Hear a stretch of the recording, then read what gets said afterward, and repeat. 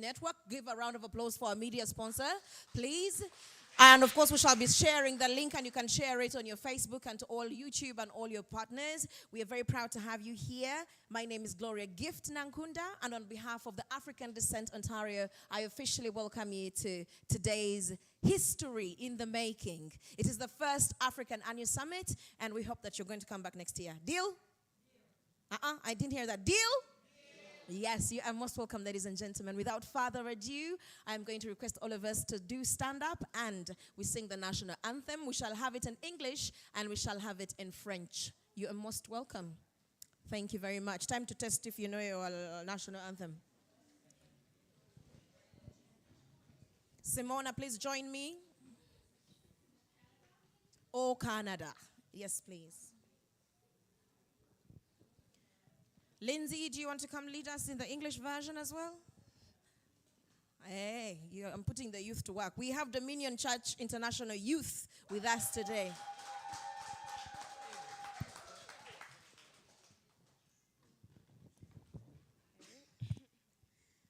Ô Canada, terre de nos aïeux, ton front essaie de fleurs en glorieux, car ton bras s'est porté l'épée, il s'est porté la croix. Ton histoire est une épopée des plus brillants exploits et ta valeur de foi trompée protégera nos foyers et nos droits. Protégera nos foyers et nos droits.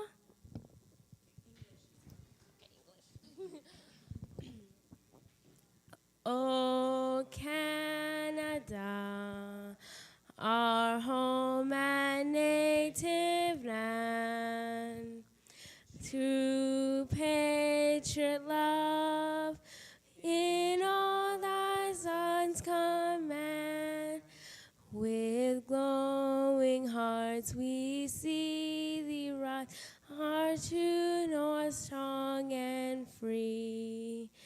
From far and wide, oh Canada, we stand on guard for thee. God, keep our land glorious and free. Oh Canada, we stand on guard for thee. Oh Canada, we stand on guard for thee.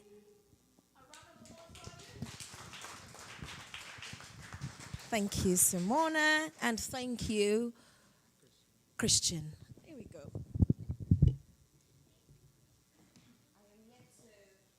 I'm yet to learn the anthem in French. I need lessons, proper lessons, eh? Sally, you're nodding. I don't understand. Can you sing it in French? We'll get there. Once again, ladies and gentlemen, we are proud to host you today, being the first African Annual Summit, which will be happening every year, but you happen to be at the inaugural. Does anyone know what our theme of the day is? Oh, we are going to engage you. This is not just about listening to people talk. We are going to be engaging. What is the theme of today's summit?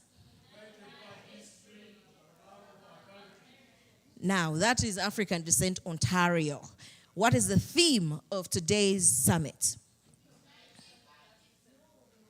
Theme. Paying attention to the posters. What is the theme of today's summit? Recognition, justice, and development of the people of African descent, of us. Aren't you very proud of that? I am very proud of that. And we were very lucky to actually receive a welcoming note from the Deputy Mayor, that is Councillor Mike Thompson. So if you will allow me, I'm going to be reading out the message from Honorable Councillor Michael Thompson, and here it goes. Dear friends, congratulations to the African Descent Society Ontario, its members and participants in the first annual African Descent Summit. It is fitting that Addison chose Toronto for the summit.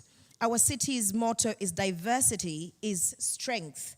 The summit's theme, recognition, justice, and development for the people of African descent, aligns perfectly with Toronto's commitment to purge all remaining vestiges of institutional racism and provide pathways to prosperity for people of all cultures and backgrounds. We encourage you to remain committed to Addison's mission to foster education, economic development and tolerance for Black Canadian heritage and its related customs, values, arts, and lifestyles. The city wishes you well in the pursuit of these goals, not only during the summit, but in your daily lives in the years ahead. Enjoy your time at the summit, and while you are here, please take advantage of the rich entertainment, cultural, and culinary opportunities found in neighborhoods across the city. Celebrate and travel safely, and for those of you from out of town, please come back to see us again. Yours truly, Michael Thompson, Deputy Mayor, Chair, Economic and Community Development Committee, Councillor Scarborough Centre, Ward 21. A round of applause, ladies and gentlemen. And as we move forward right now, I am going to take this opportunity to invite the founder, one of the founders of Addison, that is the African Descent Society of Ontario, the Executive Director, Ms. Hope Birungi. You're most welcome.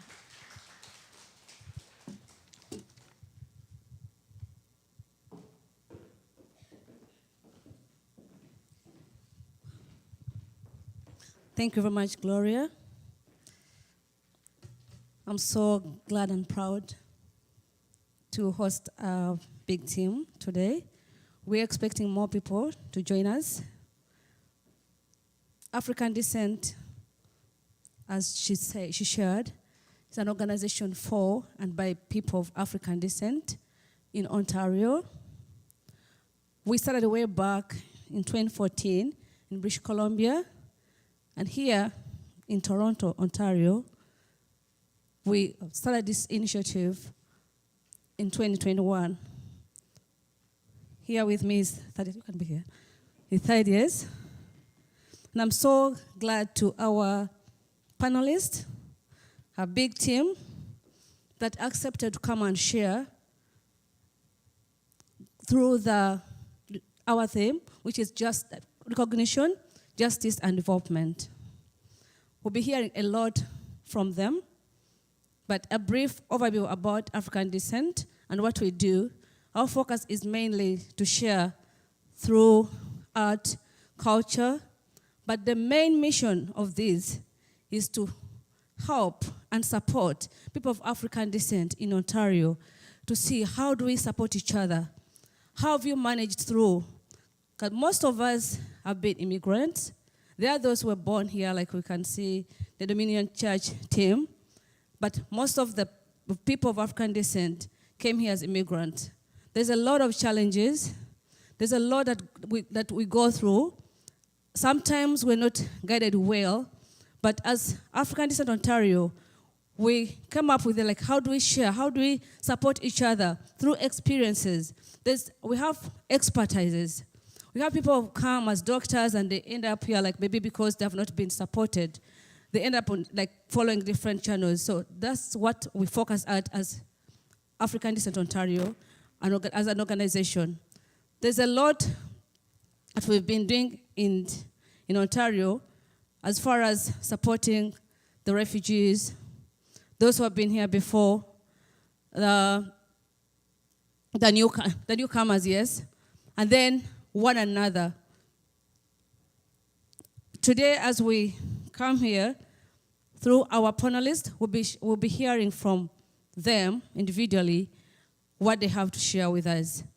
I don't have so much to say, and I'll give the opportunity to the panelists because they have a lot they've been preparing for this day. My role was just to welcome everyone and also to share a brief overview of who African Descent Ontario is. Do you want to say something? Yes. just greeting. Ndewo, habari, bonsoir, good afternoon, good evening, good morning, depending on where you are. Otherwise, you are most welcome to African Descent Ontario. I'm Thadia Sempagala. I'm the events director. And we actually very delighted to see you here. You have made history being part of the pioneers of the first African Descent Summit, Ontario 2022 here in Canada in this room. So you've made history today. Thank you so much. Sit, listen, learn, be inspired. Please be inspired. You have the potential. We don't have to have this low esteem kind of mentality. We can do, we can be where we see others are. Thank you so much.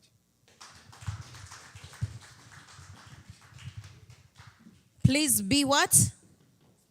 Inspired. Being inspired is a choice, by the way. You can choose to be inspired, or you can choose to be inspired by force. You can force yourself to get inspired. It's very important. And as you've heard, that is the executive director, and of course the events coordinator of Addison, that is African Descent Ontario. We are chasing time, so I'm really going to go ahead and say we're about to have our keynote speaker by the names of Dr. Kingsley Onwachukwu. And Dr. Kingsley is a clinician, an academic, and a philanthropist, and speaker, and also a consultant psychiatrist currently practicing in Saskatchewan, Canada, in forensics and general adult psychiatry. He is currently the area department lead in the Northwest area region and chief psychiatrist in Saskatchewan, and the lead psychiatrist for North Battlefield Hospital, and that is Battlefield Union Hospital as well. That is Middle Lake, La Rouge, and La Roche. Am I saying it right, Doc? I call him Doc a lot.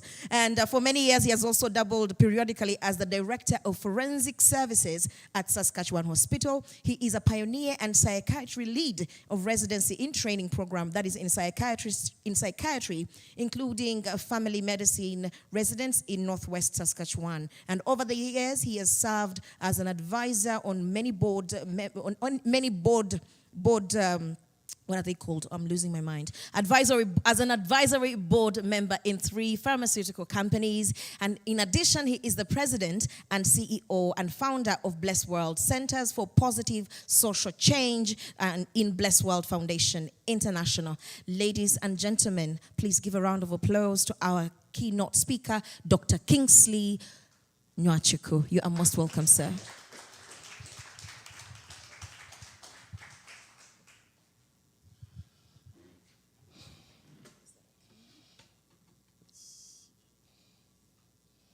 Let's give it up for Gloria one more time. She's a wonderful person. Well, I don't think I need any further introduction. My name is Kingsley. She said it all. Today, I think, first and foremost, permit me to officially say anybody within the confines of this auditorium today is an African. So, Brittany, officially, you're an African for now. So, I also want to thank you all for giving me the privilege, the opportunity, especially the organizers of this program. It is very important, just as you mentioned, that we should be proud to be the pioneers of this program. You know, little drops of water make an ocean. What you see here today might be, might become one of the biggest organizations tomorrow, depending on how we all take it. We should be proud to be Africans anywhere we find ourselves. So I want to, at this juncture, say greetings to you all from wherever you've come from. The entertainers who have actually prepared for tonight, we welcome you. We also are acknowledging everybody. We don't have to mention names. But special thanks to the organizers of this program, African Descent Society, Ontario, and British Columbia. So today I want to be giving a talk on what I talk. I know that the theme for this gathering today, we're here to talk about recognition, justice, and development for people of African descent. But I have tagged it something that I want us to just quickly, because I want it to be a little bit interactive. A little song. And that is, "This Little Light of Mine, I Want to Let It Shine." Does anybody know that song? This little light of mine, I want to let it shine. This little light of mine, I want to let it shine. This little light of mine, I want to let it shine. Let it shine, let it shine, let it shine. One more time. This little light of mine, I want to let it shine. This little light of mine, I want to let it shine. This little light of mine, I want to let it shine. Let it shine, let it shine, let it shine. As you heard from one of the executives, he said, this is to inspire you. Africa beams with a lot of light. African stories have always been written by others. Why? It is time for us to take that mantle and write our stories. Very important. We should all understand that the two organizations that have put up this gathering, this occasion, this summit, which is the maiden edition, one of a kind and very unique, they've done well to kind of recreate and reawaken that the recognition of what Africa stands for. To reawaken that spirit for us to start to think, to continue to think and plan ahead for our planet. It doesn't just matter. If we say charity begins at home, but it does not necessarily end there. If you've left your home, if you've left everywhere that you've come from in Africa and you're here in Canada, does not mean that you should forget your identity. So it's very important. I want you to always think twice, whatever you do, to think about people home and think about our dying continent. It is very, very important. I want you to always think about that. Now, first and foremost, I'm also an epidemiologist. I like numbers. I like us to have a quick background of what is happening in terms of population, because it's something that has actually bedeviled the continent, whether it's for good or not, but we should be able to harness those energies for something positive. United Nations, every year on July 11th, they call it World Population Day. And the world's population currently is being predicted to actually going to be like 8 billion at the end of 2022. By 2023, the world's population will be 8.5 billion. It was just 7 million some 2 years back. And what does that mean? And they've predicted that India is actually overtaking China. Now, Africa stands at over 1.4 billion. That is about 16.7% of the world's population. And that's very important. With Nigeria, of course, being the most populous country in Africa, with over 500 languages. And then the African Union actually declared 2006 as World Language Day, kind of. That was where they created the awareness of the different languages in Africa. We are from diverse cultures, ethnicities. And it's important because we cannot actually learn or go forward without actually remembering that we are so diverse and bring all the concerted energies in us to come together and plan as a group. Now, in the United States, they do what they call Juneteenth on June 19th of every year. Now, it's probably tagged like the black freedom for the black race. But we should not see that, because you don't have to look at what has happened in the past. You need to see that freedom as part of your contribution, sober reflection, to see what part you have to put in the planet. If you go to the world map, Africa is centrally placed. And that just signifies that naturally we have been placed, but we just can't see that. A lot of things are happening. Africa is it's a continent that is colored with amazing talents and human resources. It beams with a large diversity of ethnic cultures, languages, and so many talents all around Africa. Asian civilization actually started from Africa. I hope most of you know. And as is always said, Homo sapiens, the origin of man, started from Africa. What does Africa not have? It is very important to also know that Africa is gifted with a lot of solid mineral resources. That is why Africa continues to be the center of attraction all over the world. So again, I just want us to at this juncture remember that Africa has actually produced prominent people in the world that have impacted the world. We should take those things, that the legacies that they've left. If I have to mention some names, we all know Nelson Mandela, who was a freedom fighter and a political leader. We also know about Philip Emeagwali. He is counted as one of the greatest scientists that has ever walked on the surface of the earth. He's an African. Kofi Annan was the 7th Secretary General of the United Nations, and he won a Nobel Peace Prize. Wangari Maathai, who advocates for women at all levels. It's also important for us to remember Haile Selassie. I know that most times when people talk about Haile Selassie, they think of Jamaica.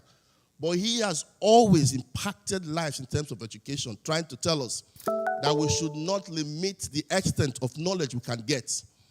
It's also important to also know that even despite all this, what is then the justice from all the resources that Africa portends to have? Africa is, our beloved continent, has been plagued by division, terrorism, and bad governance. So how do we change this story? And that's about the justices that we are talking about. The stories have always been one of injustice, inequity, inequality. At the end of the day, the fallout of all this mess would result in egress. A lot of us are here for economic reasons, whether we deny it or not. If our continent is settled, most of us will not leave where we are to come here. But then, is it bad to actually migrate? Sometimes no. It is very important that whatever you do or whatever you get, you take it back home. Whatever you get, you use it for the betterment of Africans here. Like we're saying, a lot of people come from different backgrounds. They've come here. Sometimes they are misguided. But it's very, very important that you understand that there is nothing that can happen. A tree cannot make a forest. It's important to always, always be your brother's keeper. Then at this juncture, Africa, is Africa metaphorical? Is it a metaphor, a true golden fish? We ask ourselves that question. When will Africa be truly free of colonization or implied colonization? Now, this question we want to talk about, the incursion of the Westerners, that is not true. When we cannot govern ourselves, when you cannot manage your home, outsiders will manage your homes for you. So it is important that you remember who you truly are, because the change will come from you.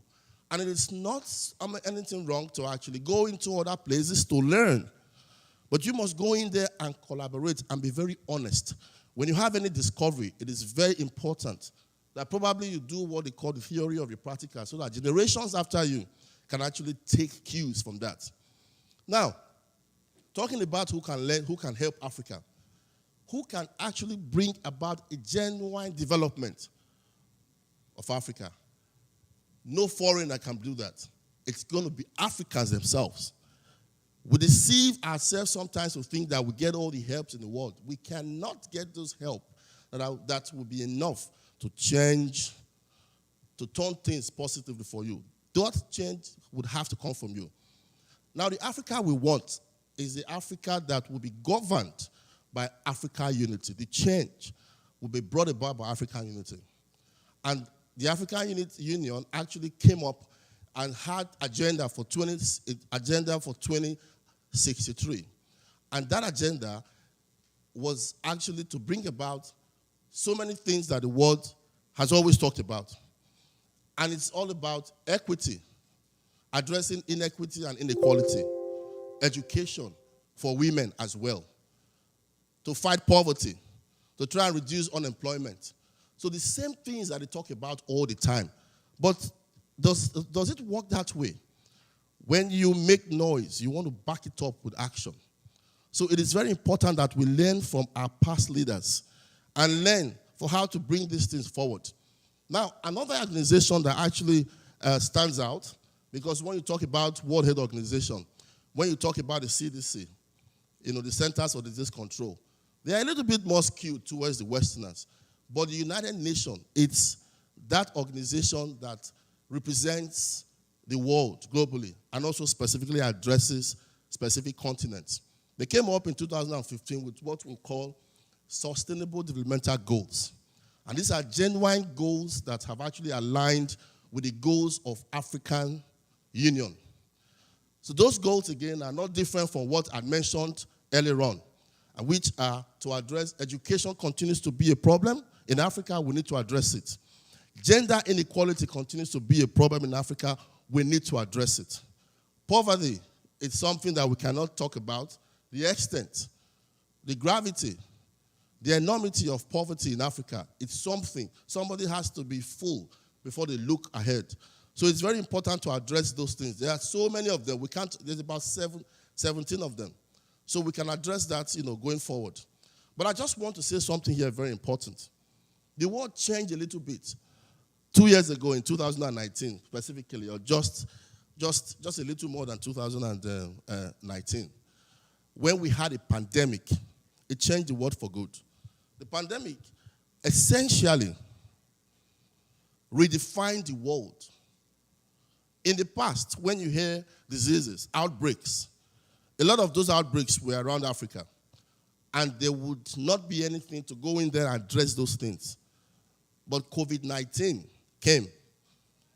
And most of the impact that we had in COVID-19 were all centered around the Western world. Over 1 million deaths, mortality, realized in a country that is regarded as one of the most developed. But you know what?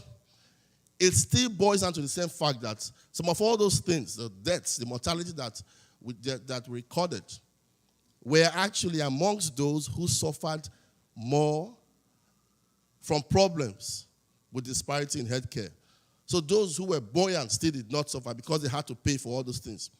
But the pandemic, what is it reminding us of? The pandemic, if you do not control a disease, never again would we hear of malaria infestation. Never again we would hear of other viral infections without other parts of the world joining hands. Otherwise, from an epidemic, you will get pandemics. And if you don't control that pandemic, it will become an endemic just as you have HIV. So that has taught the world a lesson because you can see, fuel, everything is up because of the economic impact it can do. So public health and global health, there's never been any time that they have come together at this juncture to profess solutions around disparity in healthcare. So you can see that at the end of the day, Africa has that genetic coverage that is so beautiful, something in us. The mortality was really not recorded in Africa the way it was recorded in the Western world. It is so important for us to understand that wherever we find ourselves, in whatever we do, to be able to bring about lasting change, we need to make humanity our religion. It doesn't matter where we come from, whether we are Christians, Muslims, Hindu, or whatever. What you should make your religion is humanity. That is the only time you can bring about that change. It is also very important for us to understand that we don't worry about issues that are not important. There is an African proverb that says, the sheep will spend its entire life fearing the wolf, only to be eaten by the shepherd. What does that mean? At the end of the day, you need to confront your fears. No foreigner will come in and help you. It is important that you confront your fears. Help your brother. Help your sister. Show them the way just as you found it. No, it's not necessary that everybody must cause the difficulties that you have passed to be able to get to where you are. Show them the way because you want to bridge the gap and make things much easier for others. Now, today is about you actually, not about me. It's about all of us here sitting down to talk about Africa and how we can take Africa to the next level. So being in diaspora or in Canada, we are proud Africans in Canada. We are proud African Canadians. We are proud African Americans. We are proud Africans in other parts of the world. But being here doesn't mean that we should lose sight or lose focus of the continent that we have come from. So I do not give what I don't have. I actually do not give what I've not experienced. I've been very fortunate, as you heard, my CV. I've worked in 3 continents successfully. Now I'm in Canada working. I've worked in Africa, I've worked in Europe, and I practice, and I'm practicing right now in North America. I want to make myself a better person. Always, what I yearn for is to use the opportunity I have to bring about positive social change in the lives of everyone I come across. Because that is the true African. You don't look at the wars that have happened. You don't continue to hate. You don't live in the past because it will do you no good. All you need to do is whoever comes your way should see that light beaming out. It is very, very important that that is what happens. So through Blessed Word Foundation, as you heard, we impact lives. If you probably want to belong to one of our movements, we do a lot of mental health therapies. We do a lot of guidance and counseling for people. We do some other programs to build human capacity. We can talk about that after now. Now for you, how are you going to make a difference in your life starting from today? It is very, very important that you have some virtues. And these virtues are important anywhere you go. As you make your bed, so you lie. Nobody's going to curse your destiny for you. You are the architect of your future. Do you guys know that? So whatever you hear, imbibe. As you make your bed, so you lie. Don't blame anyone for your woes. There have been a few people with great successes. They will tell you, it's good to have the two parents together. But you have a few who never had the opportunities but still made it very great. So be very careful and know. No blame game when you don't succeed in life. Of course, there are enhancers. But as you make your bed, so you lie. Again, be in the dark who you are in the light. Double standardness, not good. Whatever you say you are, please be that. Because it helps in trying to be productive, to make things continue to be superfluous for the next generation. Because it is so selfish to die with your ideas. And lastly, please, make integrity your true identity. Of course, we are Africans. But you need to have that integrity anywhere. Like, they can call you in your place of work. Oh, no, go call that guy. He doesn't tell lies. You want to know the truth of anything, about anything, call him. You should be known for that. Integrity pays. So integrity should be your true identity. So, what I like to say, end this speech with it, because I know, there are a lot of things to do today. I don't have to take the stage. But I like to end with a poem. I express myself a lot through poem. And everything we've talked about today, this little light of mine, I want to let it shine. Please remember that. Because Africa, you have to personalize it. Personalize Africa so that whatever you do, wherever you go, people can see Africa through you. And what do you want people to see? Right? Is that true identity? So this poem, unfortunately, we don't have a projector. But I've written this poem for us to take. And I would probably like it copied if possible. Now, the poem, I titled it Sensate, the 5 senses. I use the 5 senses to present our problems, our woes, our past, and then eventually where we are going and where we should go and things we can do. And just to say that impossible is nothing, according to Nelson Mandela. Now, sensate. I can see, yet blind. I can feel, yet numb. I can smell, yet breathless. I can taste, yet no buds. I can hear, yet incomprehensible. I can talk, yet inaudible. My strength, my talent, traded for my Achilles heels and vulnerability. Now, I must wake up. Never again will I be a golden satire. And yes, I can. I just did. Thank you for listening.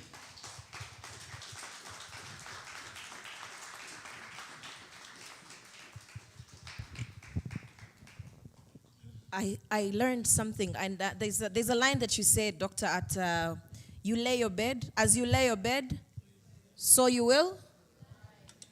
As you lay your bed, and everywhere you go, you must represent. that is the highest. That's what I learned above all of this. Another round of applause, ladies and gentlemen, for Dr. Kingsley Nwachuku, all the way from Saskatoon. He arrived last night. He arrived this morning at 6 a.m. because flights were not available. So it's called being committed to the cause. Isn't that amazing? Yes, another round of applause. Thank you so much. On behalf of the African Descent Ontario, thank you so much.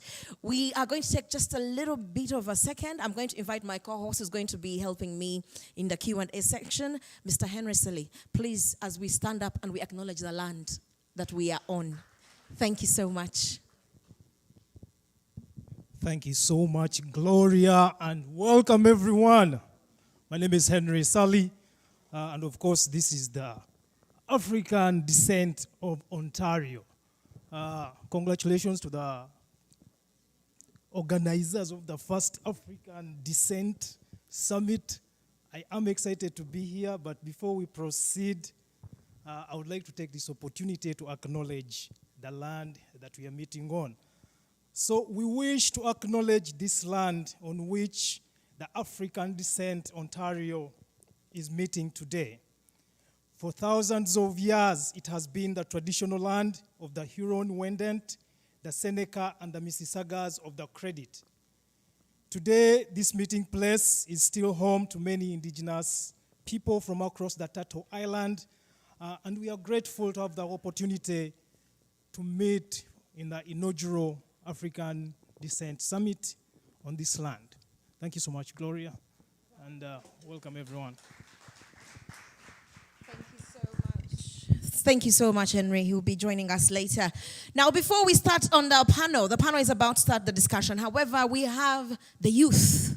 We cannot talk about the future without talking about the present day youth. Do you agree with me? Yes. So right now, I'm going to take this opportunity to invite our Dominion International Church youth to give us a 2-second interlude, and then we get into the panel. Thank you very much.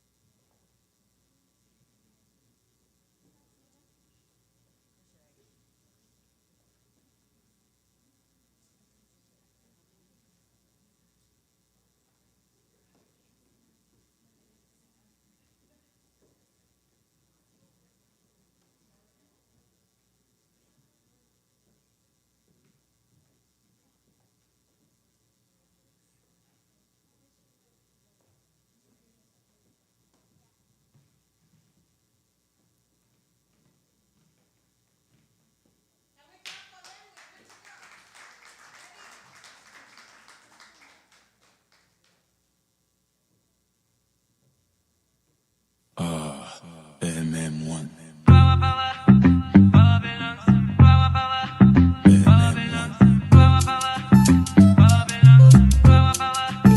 Easy concept. Power, power, power, power.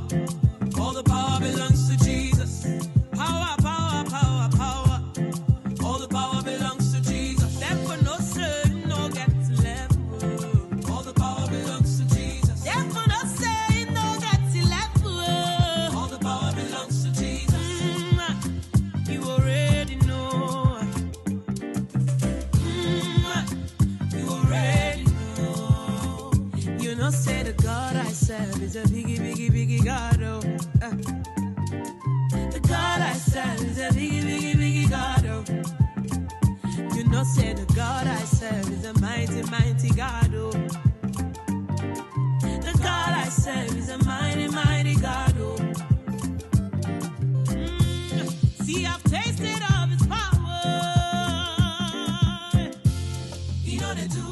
mago. You know they promise and fail. Anything where you talk, they do mambo. Hey, power, power, power, power. Hey, all the power belongs to Jesus. Power, power, power, power. Hey, all the power belongs to Jesus. Devil no say he no get to level. All the power belongs to Jesus. Devil no say he no get to level. All the power belongs to Jesus. Jesus, he gets the power, power, power, power, power, power to heal and deliver. And that's me power, power, power, power, power, power. He's at work in me now. That's why anything I talk, he must come to pass. Oh, pass, oh, pass, oh. You know they do, mago, mago. You know they promise and fail. Anything where you talk, they do, mambo. You know they do, you know they do. You know they do, mago, mago. You know they promise. You know they promise and fail. Anything where you talk, anything where you talk, they do, mambo. Hey, I said the God I serve in, I talk and do God, oh. Hey, I talk and do God, oh. The God I serve in, I intentional God, oh. Na intentional God. Oneku, oneme, omekwalanka, omeoso. You need to marry one, about oh. Power, power, power, power. All the power belongs to Jesus. Power, power, power, power. All the power belongs to Jesus. Devil no say he no get to level. All the power belongs to Jesus. Devil no say he no get to level. All the power belongs to Jesus. Oneku, oneme, omekwalanka, omeoso. You need to marry one, about oh. I say power, power. Power belongs to my Jesus, Jesus. Oh, no, no. Power, power. Power belongs to my Jesus, Jesus. I say power, power. Oh, oh. Power belongs to my Jesus, Jesus. They already know. Say power, power. Power belongs to him.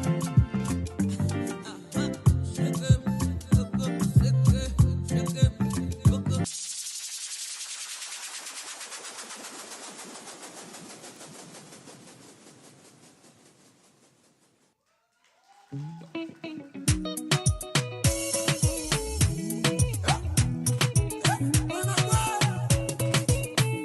Anya tutembera makubo Katonda tutembera empenda Empera yechanze Katonda uweleze mitima Anya kagawaza abavu Katonda awoleleza abanaku Wagezi waza abasiru Katonda uweleze mitima Sinza, sinza, sinza Sinza, sinza, sinza Tenda, tenda, tenda Tenda, tenda, tenda Sinza, sinza, sinza Sinza, sinza, sinza Tenda, tenda, tenda Tenda, tenda, tenda Sota yagala bingi Kwefukamira wali Omusabe kyoyagala ndayira kabobe ndyojja kifuna Saidi ya musaba obulamu Nze ne musabe ennyumba Ani yasaba mmotoka Era byonna ajja bituwa Baraka za Mungu niza Bugagga bwa Mungu wanni Birungi bya Mukama byanni Katonda wamma Sinza, sinza, sinza Sinza, sinza, sinza Tenda, tenda, tenda Tenda, tenda, tenda Sinza, sinza, sinza Sinza, sinza, sinza Tenda, tenda, tenda Tenda, tenda, tenda Anyakola ebyalema abasawo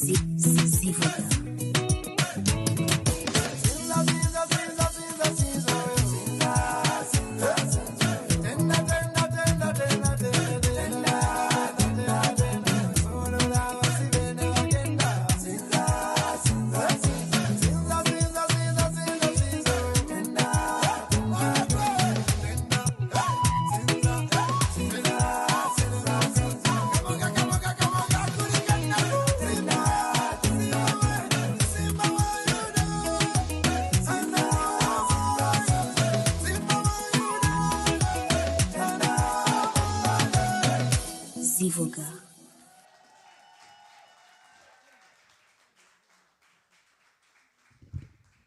Did we enjoy that? Did we enjoy that? How was that? Oh my goodness. Dominion Church International Youth. Oh my God. Are we going to see some of that later in the concert? Yeah, we need this. It is an amazing thing to see the youth involved, isn't it? Because, it can't just be about us, the adults, eh? I know they still have a long way to go, but at least we are showing them the way. So adults, clap for yourselves. Yes, clap for yourselves.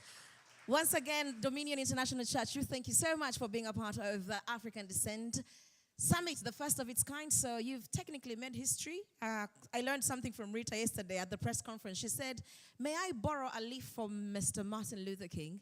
I am making history. So you are making history today as to being part of the first African Annual Summit. We're going to move on. Are we ready now to get into the panel?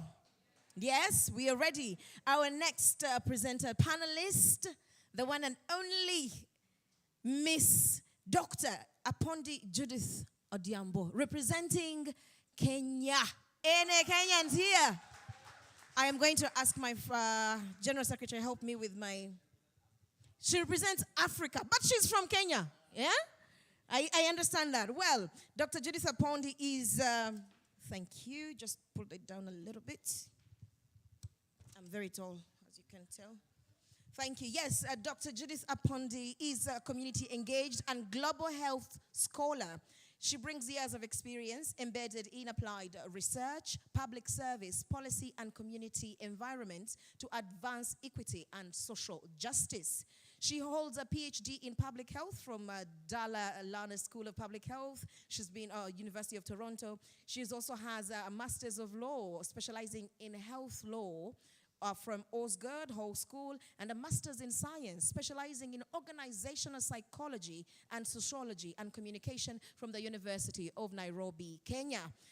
Dr. Odhiambo is an innovator in using critical social paradigms and sociological foundations and material research strategies, including post-colonial, medical sociology, critical race and gender, intersectionality, and institutional ethnography. We need to clap for these things. They are too big for me. Really, you know what I mean? And of course, she is, as a strong community-based researcher, a leader and advocate, Dr. Odhiambo has been passionate about engaging in projects that advocate for social justice, health equity, human rights, diversity, inclusion, anti-oppression, and anti-racism. And she has also served on several board of director positions and advisory groups in Canada. Currently, she is the co-chair of the Toronto Police Service Race-Based Data Collection. Ladies and gentlemen, Miss or Dr. Judith Odhiambo, please. You're very welcome. I always get embarrassed when you read all that. Good afternoon, good evening, everyone. I'm so humbled to be here today, and I'm so glad to see that members, the participants are actually young people, because I think I'm very young. I'm still very young. So, what did I want to talk about today? Health is a topic that is always underrated, but health is wealth, right? If you're not healthy, then we cannot gain development, right? So I felt that in line with the theme, recognition, justice, and development, that I will speak to what health really means. So I'll be a little bit technical, but I promise I will end in a little bit of a lighter note. So, really my objective was to help us understand what health really means, what factors shape the health of people of African descent, particularly in the context of, in the Canadian context, and help us understand how we can really understand our overall health based on this, the context that we live in, particularly, and our well-being, and how we can grow and develop as a people. So, and thank you, Daktari. Daktari in Kiswahili really means doctor. You kind of stole some of my points, but I think you really set the base for the conversation. So the World Health Organization defines health as a state of complete physical, mental, and social well-being, and not merely the absence of disease or infirmity. And really what that really means is that sometimes you just think about health as us being healthy, like not having a disease or living with a condition. But in reality, health is our overall well-being in terms of mental health, physical, psychological, our living conditions, how we are living in our day-to-day lives. And this is so important because as people of African descent, we are actually immigrants. And so how we come into the country and settle, it's really important because it sets pace of who we become and who our generations, our children become, right? So it's really important that we understand that. So the Ottawa Charter defines health as a resource of everyday life with fundamental requirements. That is peace, shelter, education, food, income, a stable ecosystem, sustainable resources, social justice, and equity. But I want us to ask ourselves one question. As people of African descent, if that is what the Ottawa Charter of Human Rights defines health as, then are we really healthy? Are we really healthy? Then there's a lot of injustices, right? And a lot of iniquities guiding our lives every day. Like, look at yourself. Like, do you feel you're healthy? Yes, biomedically, you're healthy. Like, maybe you don't have malaria, you don't have COVID-19, you're not having ulcers. But are you healthy as a people of African descent, living in Canada? When you left Africa and say, I'm going to the land of the green, the pastures, the promised land. So are you really healthy? So those are some of the questions that I want you to ask yourself in terms of when you're talking about how Canadian system recognizes us as people of African descent. It's all about multiculturalism. Come, we welcome all immigrants. Come to our country. Canada is a nation that is built on immigrant backs. Like if you read, how many people have citizenship right here, right? So if you remember when you're studying for your citizenship exam, what does it say? It's a land of, like, Canada is built on, the migrants build Canada, right? But do they treat us? How do they treat us? Right? Okay? Particularly people of African descent. The immigration laws, how are those, right? The healthcare system. I will tell my story in a bit, why this is so important to me. So, based on those definitions, obviously, there is a tension or a disjuncture between how the international organizations and human rights bodies define health and what the realities of us as people of African descent are really is or are, our realities, our day-to-day living realities, our social realities. There's a very big tension or gap between what the World Health Organization defines as health, what the Ottawa Charter of Human Rights defines as health, and what our day-to-day realities as people of African descent is. Do you see that gap? Is it representing us? Were those definitions meant for us? Right? So those are some of the things that we really need to kind of ask ourselves as we start, as this, movement of people of African descent was born a couple of years ago by the United Nations. So we really need to kind of challenge these definitions that kind of say, we are welcoming Africans, we're welcoming immigrants. This country is full of, we embrace equity. And following George Floyd's death and the movement around anti-black racism, and now there's the equity, inclusion, and diversity in every institution in the country. But is the way that movement being implemented in institutions really representative of our needs? So we really need to ask those questions. So for us to really understand this, I want to give a small definition. I said it's going to be a little technical, but this really to help challenge yourself on what you really need to do as a community as an ethnicity, as a race, what do we need to do ourselves to challenge the system in the spaces that we sit in, or even as we raise our children, as we go through this life. So I really love the concept of structural violence to really bring out our realities as people of African descent. So structural violence is described as invisible, indirect, insidious processes that are often embedded in the political and economic organizations of our social world and normalized by dominant institutions.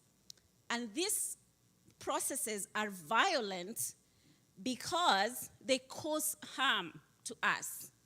They cause harm to us. So health is not just the absence of the biomedical disease, as the doctor will say, but it's about how the systems are harming us, are causing suffering for us, right? So the system is structurally violent, and that is what the injustice, that's what injustice looks like. That's what inequities, oppression, anti-black racism looks like. So in terms of when we talk about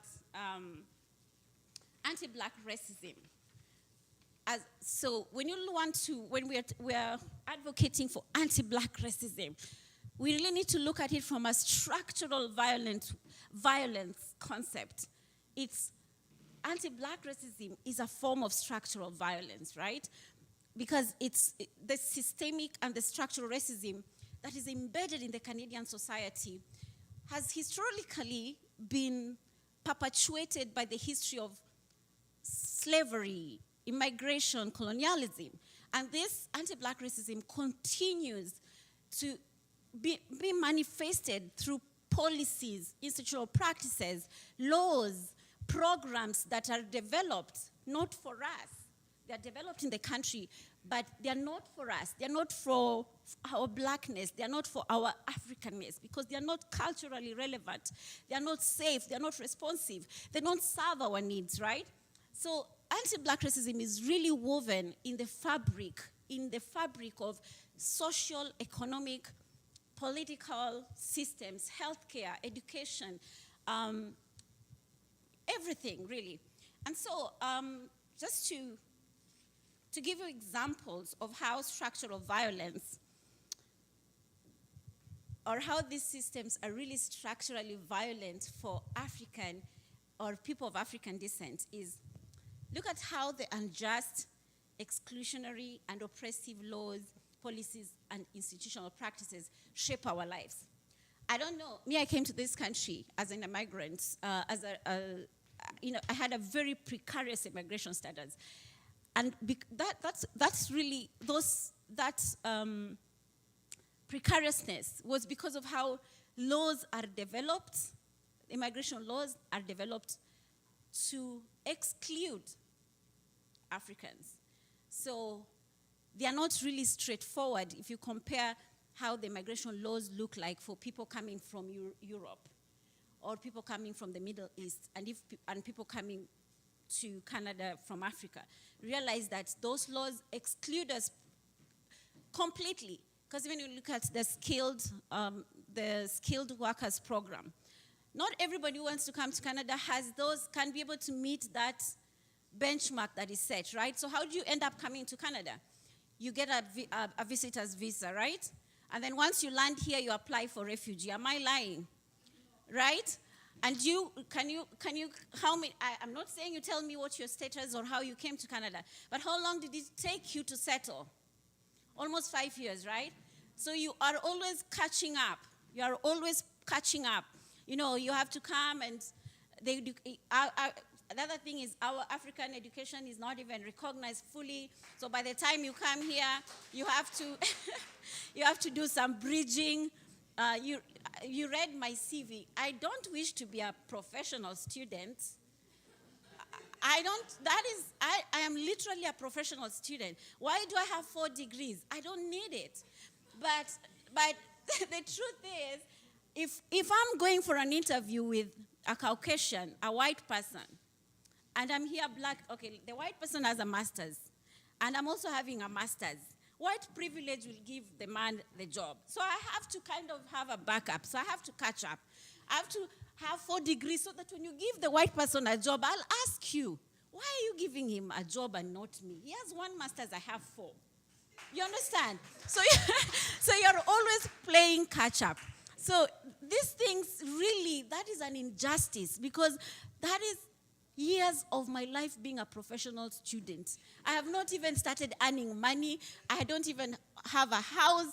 I don't even have a car because I'm still playing what? Catch up, right? So that is how structural violence looks like for people of African descent in this country, right? The bureaucratic, oppressive processes of immigration system that make us end up with very precarious immigration status.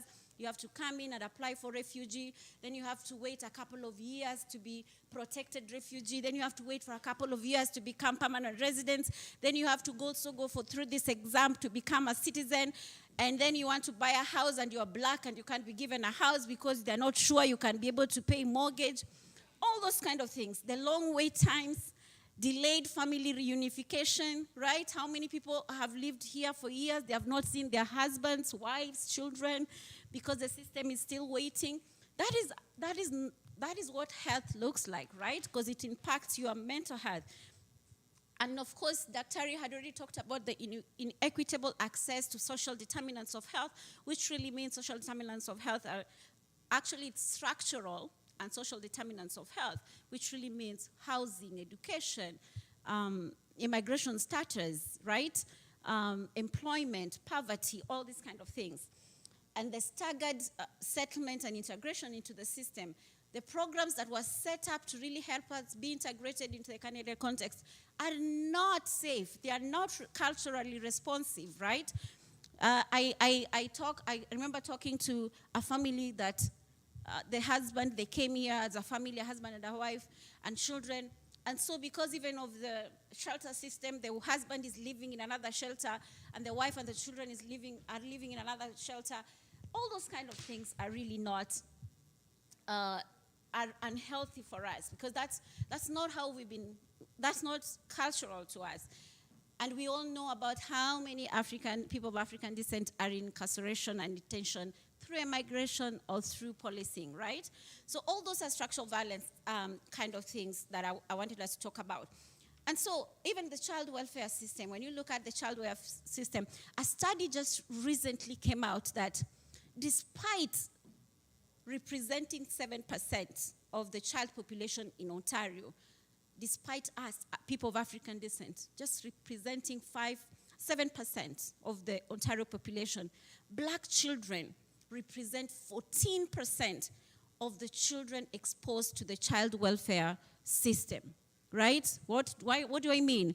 We only represent, in Ontario alone, we're only 7%, but 14 of our children are being taken by the children welfare. They're in the foster system. Why? Because the teachers and how do we end up? How do our children end up in the foster system or in the child welfare system? It's because through education, policing, the doctors, they don't trust us. A little thing like that, they call the police. This child is like this, and then they take the children away.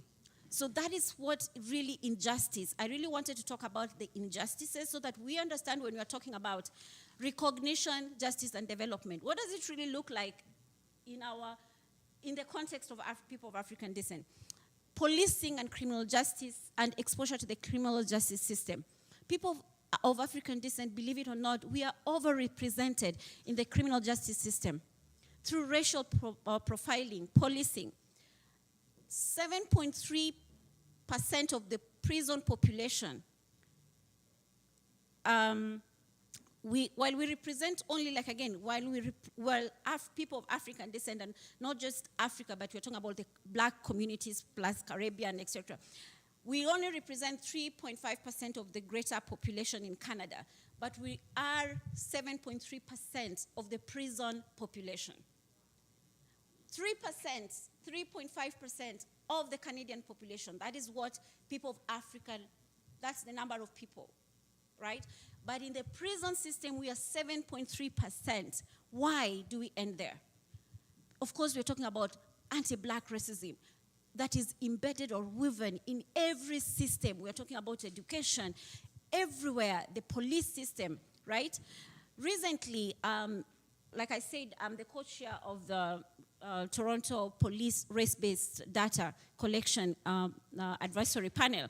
Recently, I think it's 3 weeks ago, that the Toronto Police released findings, and black people are 2.2 times represented in law enforcement, right? Overrepresented, 2.2%. Black people are 2.3 times more likely to have a firearm pointed at them when they are perceived, when they are not even perceived to be in possession of a weapon. Just let me paint this. Let me give a clear definition. So, somebody calls 911.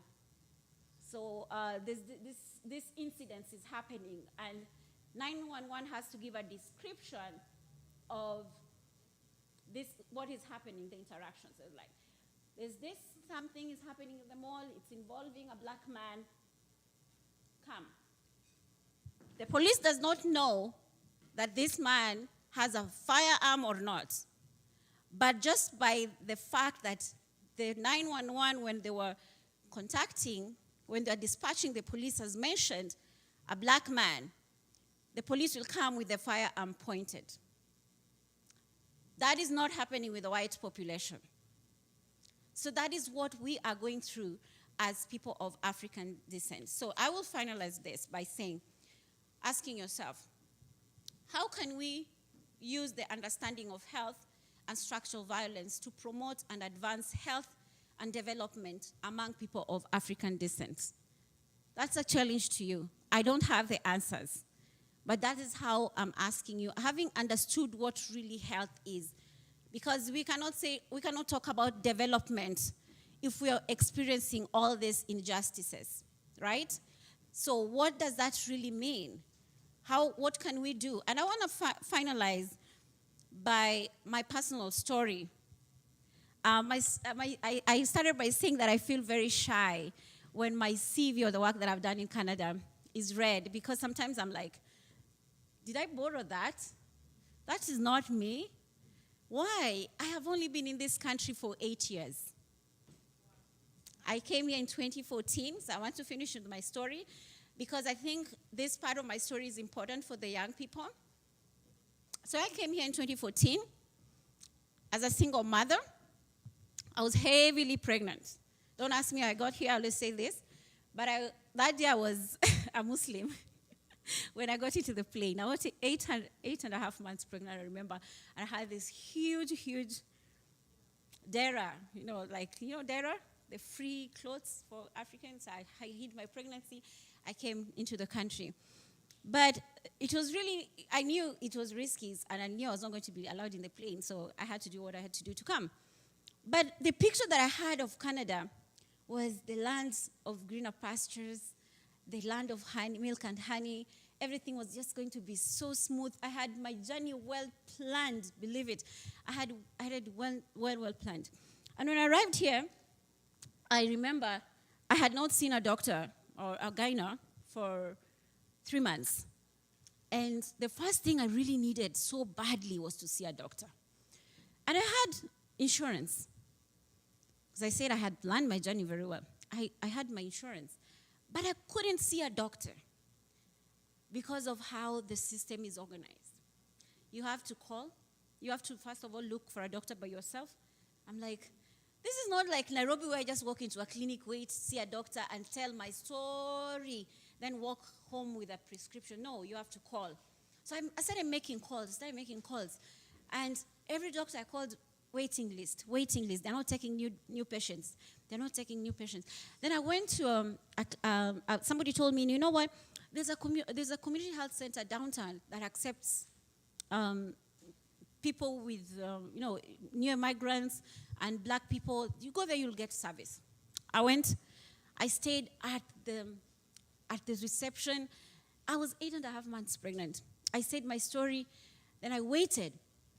And then this nurse, I remember coming, it was in the middle of winter, believe me, in February, and this girl came and looked at me and said, sorry, we cannot see you. We cannot see you. After waiting for almost 2 hours. I'm like, what do you mean? Just see me. I just want to know my baby's okay. I haven't seen a doctor. And believe me, I was sent away. I was sent away. And I kept on telling my baby, just wait a little bit. Thank God she listened. She was overdue by 2 weeks. By that time, I put my shit together. So I kind of started running around. So, I had to find my way. I finally got a doctor. I delivered. I started looking for a job after that. And this is why this is important. At that time, whatever has happened, I'm in a shelter now with my newborn baby. So I'm living in a shelter. And I'm wondering, I'm like, I have a master's degree, my first master's. I have an undergraduate. I had such a good job in Africa. Why am I suffering like this? I started looking for a job. I couldn't get any job. I don't know whether this is your experience. I had to have the Canadian experience. And I'm looking like, even the experience again during those weeks that I was volunteering never really helped. But it's like the Canadian experience. So I started walking from my shelter to town. I got a place to volunteer. And I used to be given token every day, token to go to work and go back home. That's all I got, despite my degrees. And then I was like, I said, you know what, I need to look for a place. Like, this is going to take too long for me to be embedded in this system. So my strategy was, you know what, I'm going to apply for PhD. People of African descent. And I remember I went to a sister and I said, I really need to apply for PhD. This is now what can you do to help our family, ourselves? What can we do to help ourselves? And I remember this sister saying, we've been here for 10 years. What makes you think you can do PhD? Just go back home and breastfeed your baby. You know, take it easy. We've been 10 years. Things will happen. I'm like, really? This is coming from my sister? This is coming from, like, sister, like a black person, an African like me? Why are you telling me this? I never got help. And that is the reality of many of us. We don't hold each other's hands. So guess what? I started volunteering in community organizations. And I remember one day I told a colleague, I was volunteering, I was a member of board of director. And I told this guy, I said, no, he asked me, what do you want to do? I said, I want to do a PhD. And he was a gay man, a white gay man. I said, you want to do a PhD? I said, yes. And then he told me, my partner is doing PhD at York University. I will connect you with him. And I remember this guy calling me and saying, you sure you want to do a PhD? I said, yes. Okay, meet me at, how many people go to Ryerson University? There's this cafe along, I can't remember the street, there's this cafe next to, I think that one. So I went to this guy, huge, tall, gay man, and I sat on and said, he told me, you only have 30 minutes to pitch your idea. After that, you're wasting my time. And I pitched my idea for 30 minutes, within that 30 minutes, and he said, where do you want to apply? I said, I think I want to apply to Dalalan. And he said, let's look at the deadline. And it's like, the deadline I think was in 2 weeks. And he said, I'm going to work with you, and you're going to get in. This guy worked with me on my letter of, I think it's called letter of intent. Within 2 weeks, he did everything. It was back and forth email and said, do you have internet at home? He said, I do. I thank God I had invested in internet in my shelter room. I applied for PhD in my shelter room. He said, do you have internet? He said, yes. Thank God I spared that $60 to pay Bell. It was painful, but it was worth it. So within 2 weeks, he helped me, and I applied for my PhD. And that's how my life started. It's the power. Thank you. The reason why I'm saying this story is, if you don't hold each other's hands, that is the role that if we don't have a village mentality, that we are all Africans, we are people of African descent, and help each other, we will not be able to navigate the system. We will not be able to navigate the injustices within the system. I know my time is up. But we really need a holistic mindset in helping people. And the holistic mindset of helping each other is not, it's looking at the definition of health. How did I define health? It's holistic, right? So we need a holistic mindset.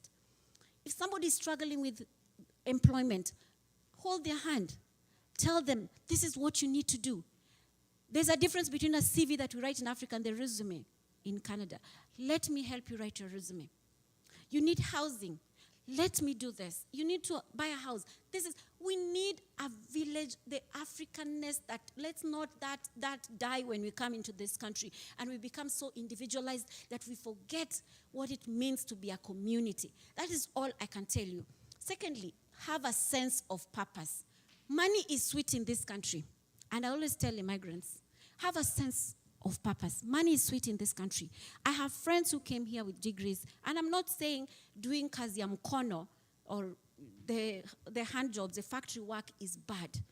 But there's a mentality here that when we come in this country, we start earning money through under the table or this manual jobs. We love it so much that we lose our vision. It is okay to earn that money, but have a sense of purpose. Where do you want to be in the next?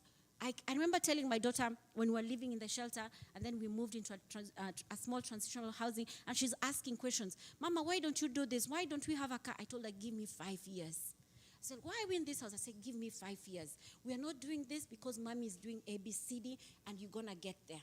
Believe it or not, I just recently purchased a house. And I'm moving from literally a transitional housing. Who understand what transitional housing is? I moved from a shelter to a transitional housing, which is a government housing, and I'm moving from my transitional housing. Now, let me a little boast. Boasting is fun. I'm moving from my transitional housing, not to a rental, to my own house, right? Have a sense of purpose. We can do it. I did it as a single mother, raising 2 children. We can do it. We can be whoever we want. This is a land of opportunity. We can be anything. In the middle of my PhD, I said, you know what? These people are joking. You think I cannot understand your laws and policies? Watch me. I enrolled in a law school in the middle of my PhD, and I did it.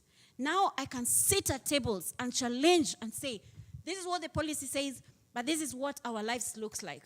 So you have to prepare yourself to challenge. If you don't empower yourself and impact yourself with knowledge, you will not be sitting at tables and be able to challenge the system.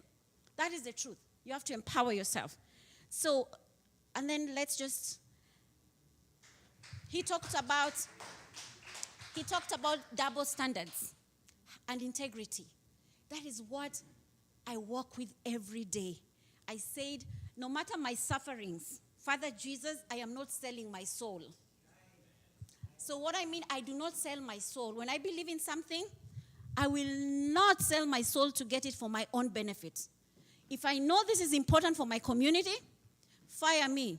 But I will tell you the truth. That is who I am. And right now I work in government. And in government you have to be a little bit careful, because then when you cross the other side, you're no longer an advocate. Even this, I hope this is not going to go far, but the recording, you are in government, so you're part of the system. But don't sell your soul, even when you're sitting at those tables. Integrity is something that is so valuable, and it's an investment. I have the opportunity to say, you know what, I'm just going to sit there pretty and do everything as it's required while my community is suffering. Hell no. I challenge the system even within, because I have the tools. I have earned it. So that is all I can say. I hope I've impacted someone, and sorry for taking so long. Another round of applause, ladies and gentlemen. Wow. From being a single mother with 2 children, from a shelter to a transitional housing, to what? To buying her own house. I mean, come on, that deserves another round. You talk about being inspired. Inspirational, my friend, Dr. Judith Adhiambo. I knew there was something about you the very first time I met you. I'm this kind of person, when I will meet someone 4 years before, and my heart will tell me, you're going to work with this person. And then I looked for her. Literally, I looked for every Kenyan friend I have in my phone. I need this lady. I described her. I don't get her, but I know she's Judith, and she has this energy. Was I lying? Yeah? The story. Oh, my God. Talk about being a proud African descent. I am very proud to know you. I'm very honored to know you, madam. And we are very honored. Thanks for sharing your story. Oh my God, I have so many things to talk about your story, but no time. We'll have to talk about at the next summit. You'll be the moderator. Ladies and gentlemen, what an honor. We are moving ahead onto another person. We're going to keep your questions. We have a session for questions, so keep all of them. I know you have quite a lot. I saw some hands. I saw people nodding. You have a couple of questions, so keep them. We're going to have a session later. We are going to invite another gentleman. You probably know of him. Because he's seated on the stage. That's what I mean. The name is Reverend Eddie Jumba. Yes. He is a Ugandan Canadian, born and raised in a loving family of 19. Beat that. And he is a husband to one amazing wife. And a father to one gorgeous daughter she cannot speak yet at all. She's like 2 months old. Yes, and of course, 2 young gentlemen. You saw Christian sing the national anthem in French. Some of us are still learning how to say hello in French. He's trained in various fields like applied suicide intervention, skills training by Living Works Canada about abuse investigations and intimate partner violence. He is also trained he's an authorized child protection worker and currently working with the York Children's Aid Society as a family intervention worker. I am very proud to know this gentleman because he plays a big role in most of our community engagements. Not just that, privately, the amount of times I've called, I can't say Eddie. I just can't call him that. Like, it's so strange to say his name just like that. But it's amazing that he's always there when you need him. Isn't that what it is? Literally, anytime you call him. We apologize to your wife, by the way, because we do this quite a lot. Madam, I just saw her around. Anyway, ladies and gentlemen, the person about to speak is also a community volunteer and offers short-term counseling to individuals and families by appointment, of course. Also, he specializes in solution-focused therapy and family systems, and he is an integration psychotherapist by approach. Ladies and gentlemen, Reverend Eddie Jumba.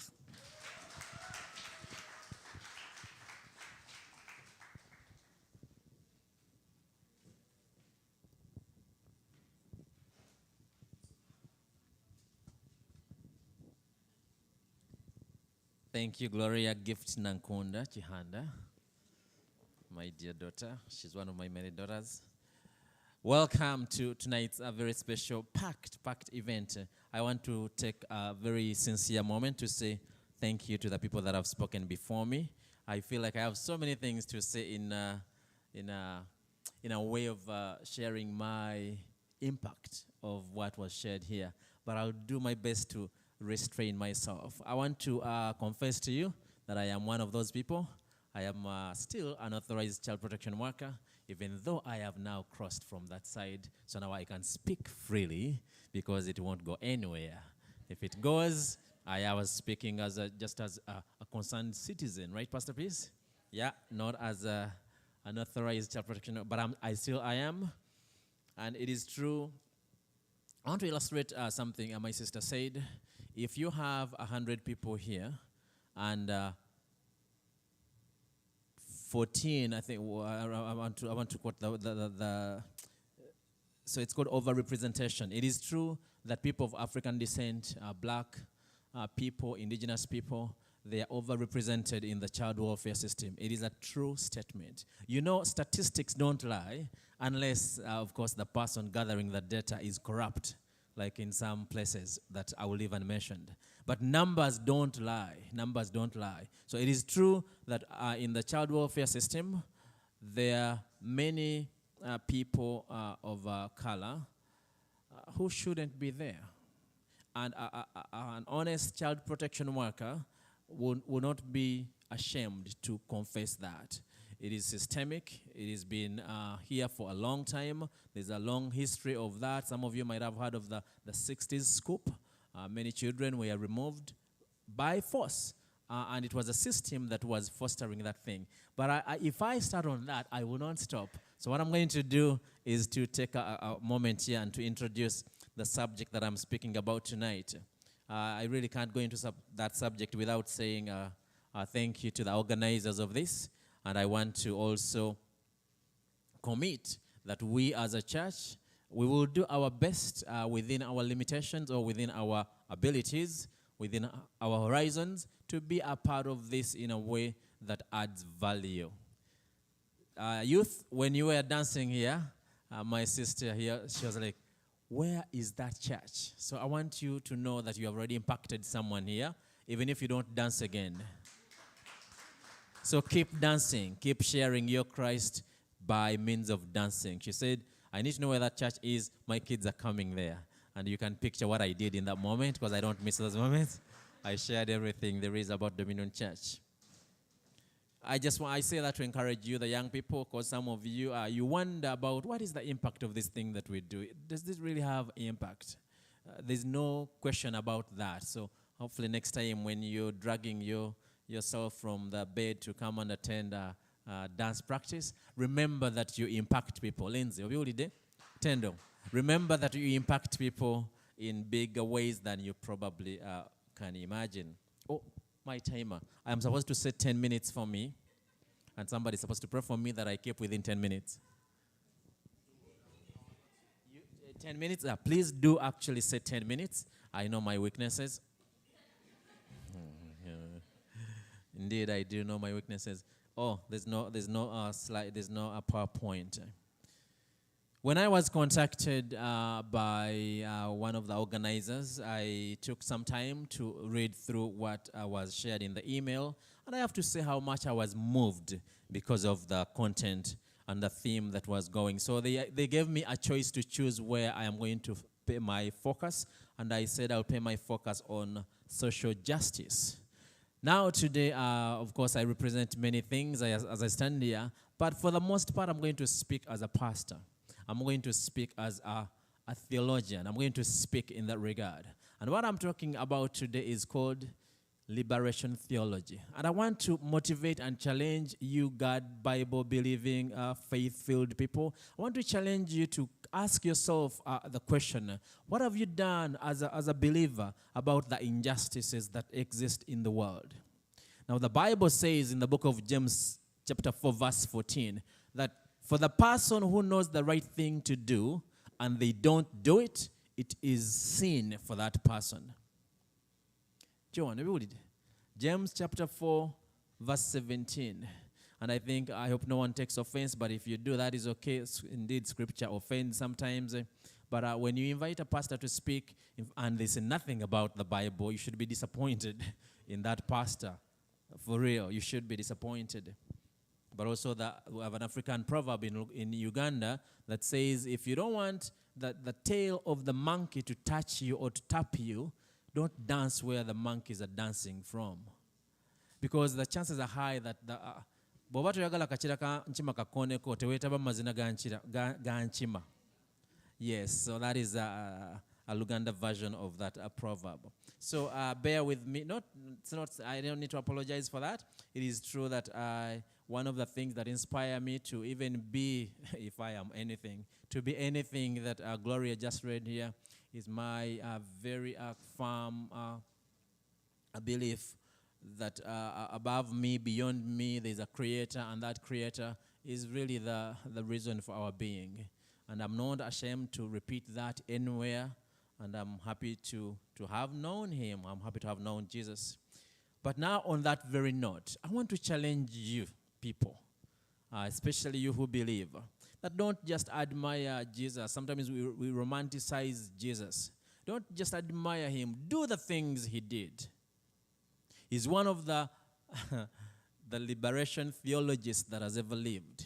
He was radical in his approach. He confronted injustice when he saw it. He called it out. He looked into the eyes of the big kings of the day and spoke to the injustice that was existing. Now, you and I, as people that believe, Chuma cha Yesu, you do right when you look into the eyes of the oppressor and you call oppression, oppression. In the church, in the mosque, wherever you stand as a believer, it is a challenge and a duty that we have as believers to use our whatever influence that you have to look into the eyes of the oppressor and you name what they're doing. If it is systemic racism, you name it. If it is overrepresentation in the child welfare system, you name it and you call it out. Did I say my name? Yes, my name is Eddie Jumba. I'm the senior pastor of Dominion Church International Toronto, where love is alive. I'm also the senior pastor of Milliken Church, the most multicultural church in, I think, I don't know, maybe in Ontario, because of how much it represents so many people. And I'm happy to be doing those things. Many of you might know, because I hope you know, by the way, that not quite 10 years ago, so because in 2024 that the decade is going to end, so it would have been 2015. So in January 2015, the United Nations, pay attention to this. This is the background of really why we're here. In 2015, January, the United Nations paused and looked and examined what was going on as far as the infringement on the rights of people of African descent goes. And they decided that these 10 years from 2015, count 10 years from that. What is the math there? 2024? 2024. So those 10 years were designated as the decade for the people of African descent. And there was specific reasons as to why that was the designation. Apparently, and I don't say that lightly. I don't say the word apparently lightly. The purpose as to why those 10 years were designated, here are the three things. Well, you can summarize them as recognition, justice, and development. But this is the point that was being aimed at, to celebrate the contribution of the people of African descent worldwide, to advance social justice and inclusion policies, to eradicate racism and intolerance, and then to create a better and more prosperous community of the people of African descent. Now, when you look at maybe the last 7 years we have lived within that decade, because it's almost ending, I want you to take a look and wonder how much of this you have seen as the impact of UN gathering one day in 2015 to designate these 10 years as the decade of people of African descent. In those 10 years, in those 7 years so far we have gone, something happened, and as it was referenced here, the incident of George Floyd. I have to submit that it made a global impact as far as responding to the injustices that exist goes. Where am I going with this? First of all, I want to take a pause to acknowledge the UN and the people that were behind that, first of all. The second thing is to point out the reality for you, my brothers and sisters, and here is the reality. Until you get up, you and I get up and actually do something, there is no one that is going to come and make our communities better. There is no one. When we stood as a response to that injustice, there was, I don't even know what the word is, a wave, some kind of storm that followed the injustice that was witnessed in George Floyd incident. And when people rose, look what has happened. A lot of organizations are paying attention right now.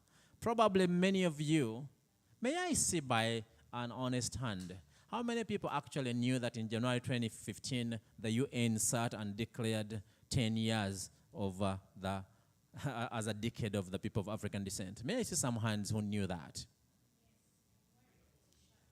So I see, no, this is a very important question for me. I see 2 hands or 3 hands. Okay. It's one thing to wear the t-shirt. So, okay, 5 people in this room, if you take a quick percentage, you can do the math there. But when we rose, when we took part in advocating and speaking back to injustice, look the impact it made. And I encourage you to make that a part of your way of living, to speak back against injustice. Now, this thing, liberation theology, which I encourage you to Google and read more about it, it is a practice-oriented theology that uses non-violent. Non-violent means to involve the church in more than charity work, but to involve the church in social justice, in matters of social justice. And I encourage you to when you think about the way you live your life as a Christian, remember that it is your duty to speak up, to resist, to challenge racism when you see it. Don't think, how am I going to speak back to that for me as a believer? No, you have a duty to actually do that. Gustavo Gutierrez, if I don't mention his name, I won't have done this subject and justice. He says that the denunciation of injustice implies the rejection of the use of Christianity to legitimize the established order. It is very sickening, it is very saddening that many times the injustices that have happened to some people have been also either supported or perpetuated by the church. That is a true statement. If you doubt any of that, take a look again about the participation of the church in the events that led to the 60s scoop, or what led to those children being overrepresented in the child welfare system. There's something called social sin, and if you are a believer, I want it to bother you. The next time you see injustice and you say or do nothing, Gloria. The next time you see injustice and you say or do nothing, remember that you are committing a sin, and Joyce called what? Social sin. That is the tendency to look on when God's people are being oppressed. The tendency to look on the other side of the street when you see an oppressor oppressing a person that you could have helped. And I'm not saying you're able to help everybody. I'm not that naive.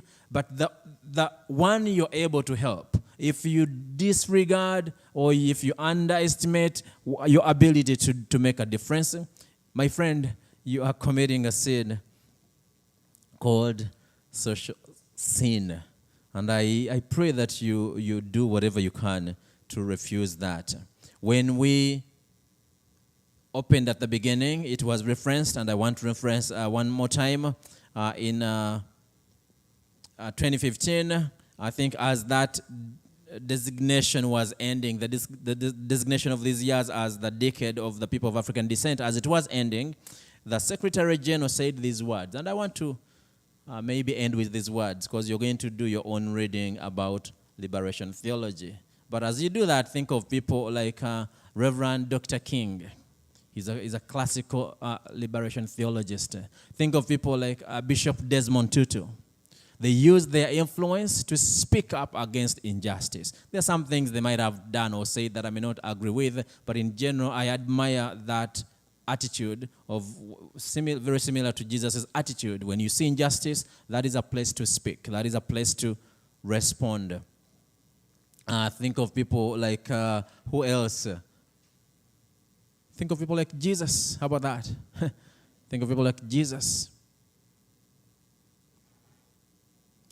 The UN Secretary General ended with these words as the designation of the 10 years that have been named or called the decade of the people of African descent. These are the words he ended with. He said, "This decade is an opportunity for focused and concerted action.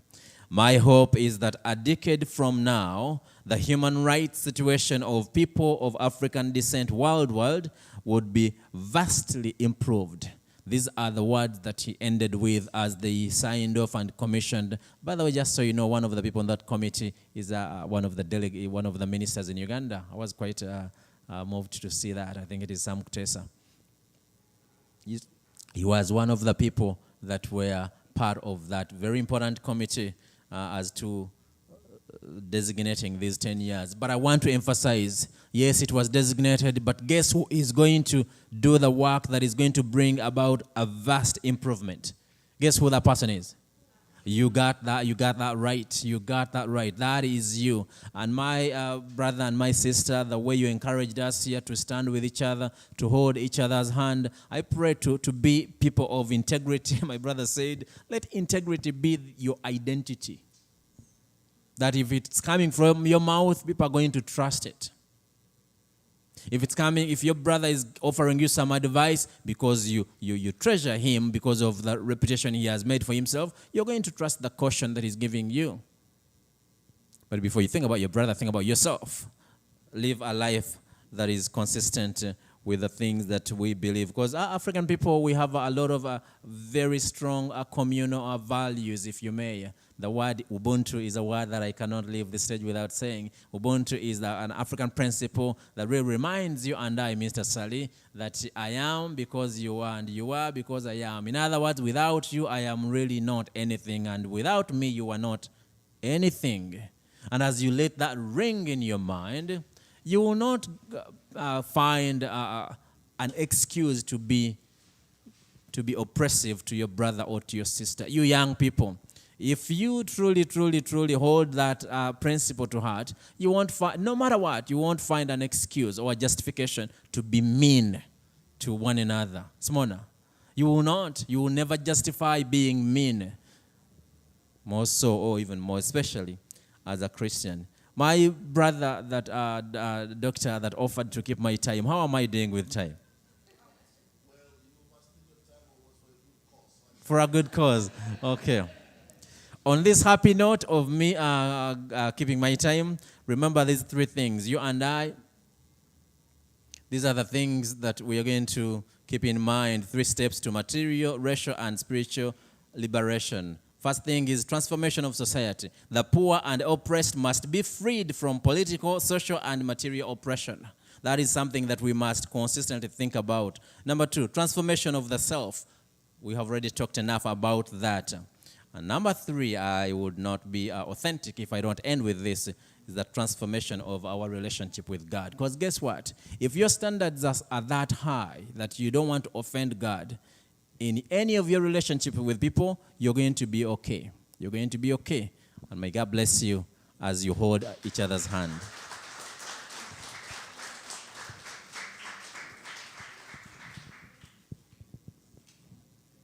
I can continue if you...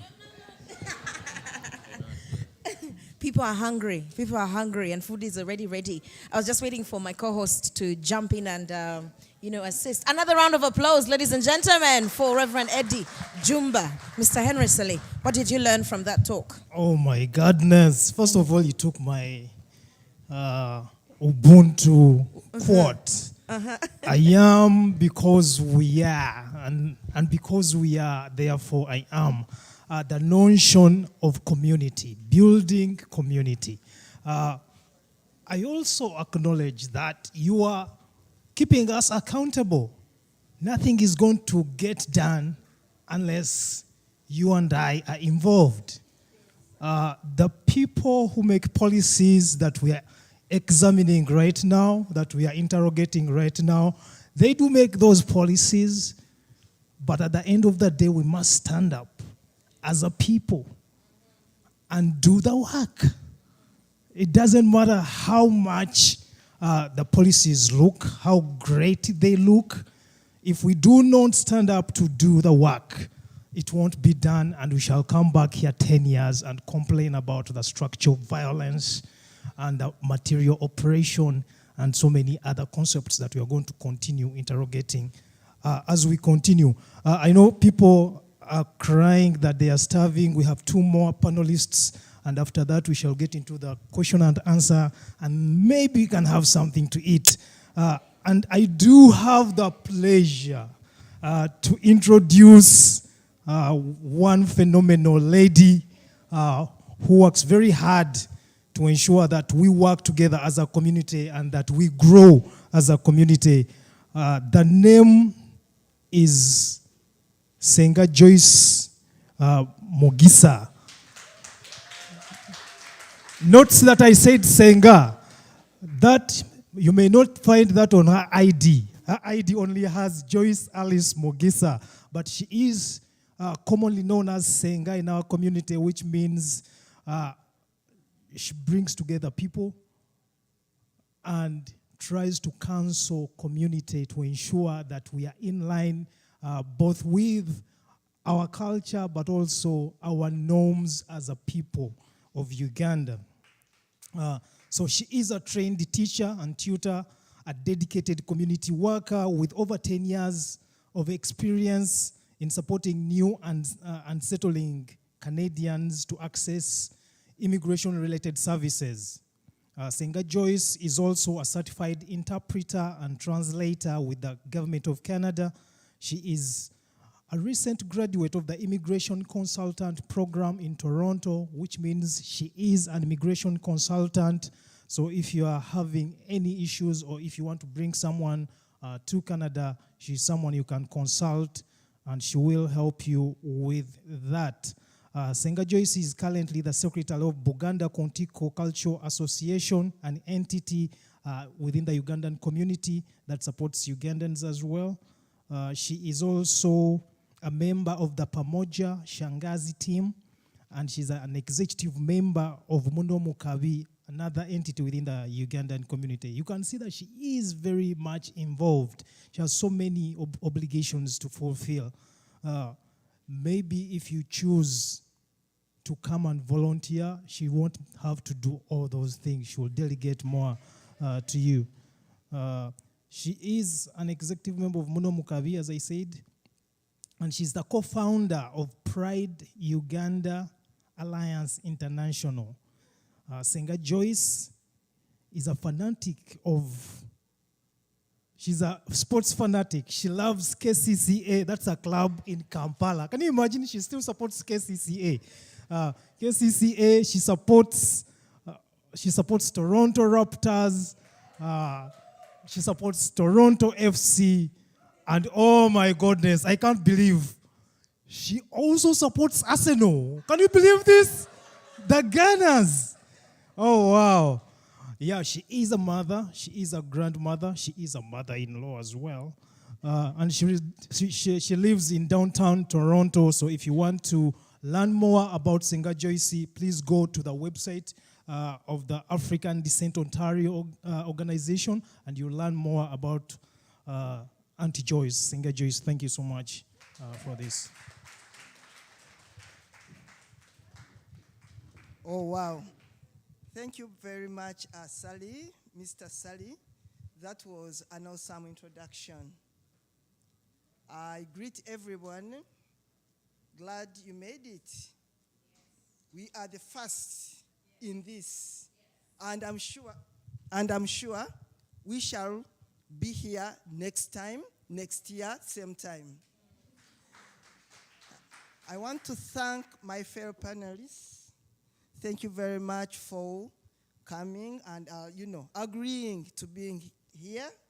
That is awesome. We are the first. So thank you, Doctors. As he said, you are, it is doctors, Doctors. Thank you very much for that tremendous work. Thank you very much, my personal friend, Reverend Jumba. She talked about the journey of immigration, the doctor. We've been in this together. We know our journey. We won't say it here.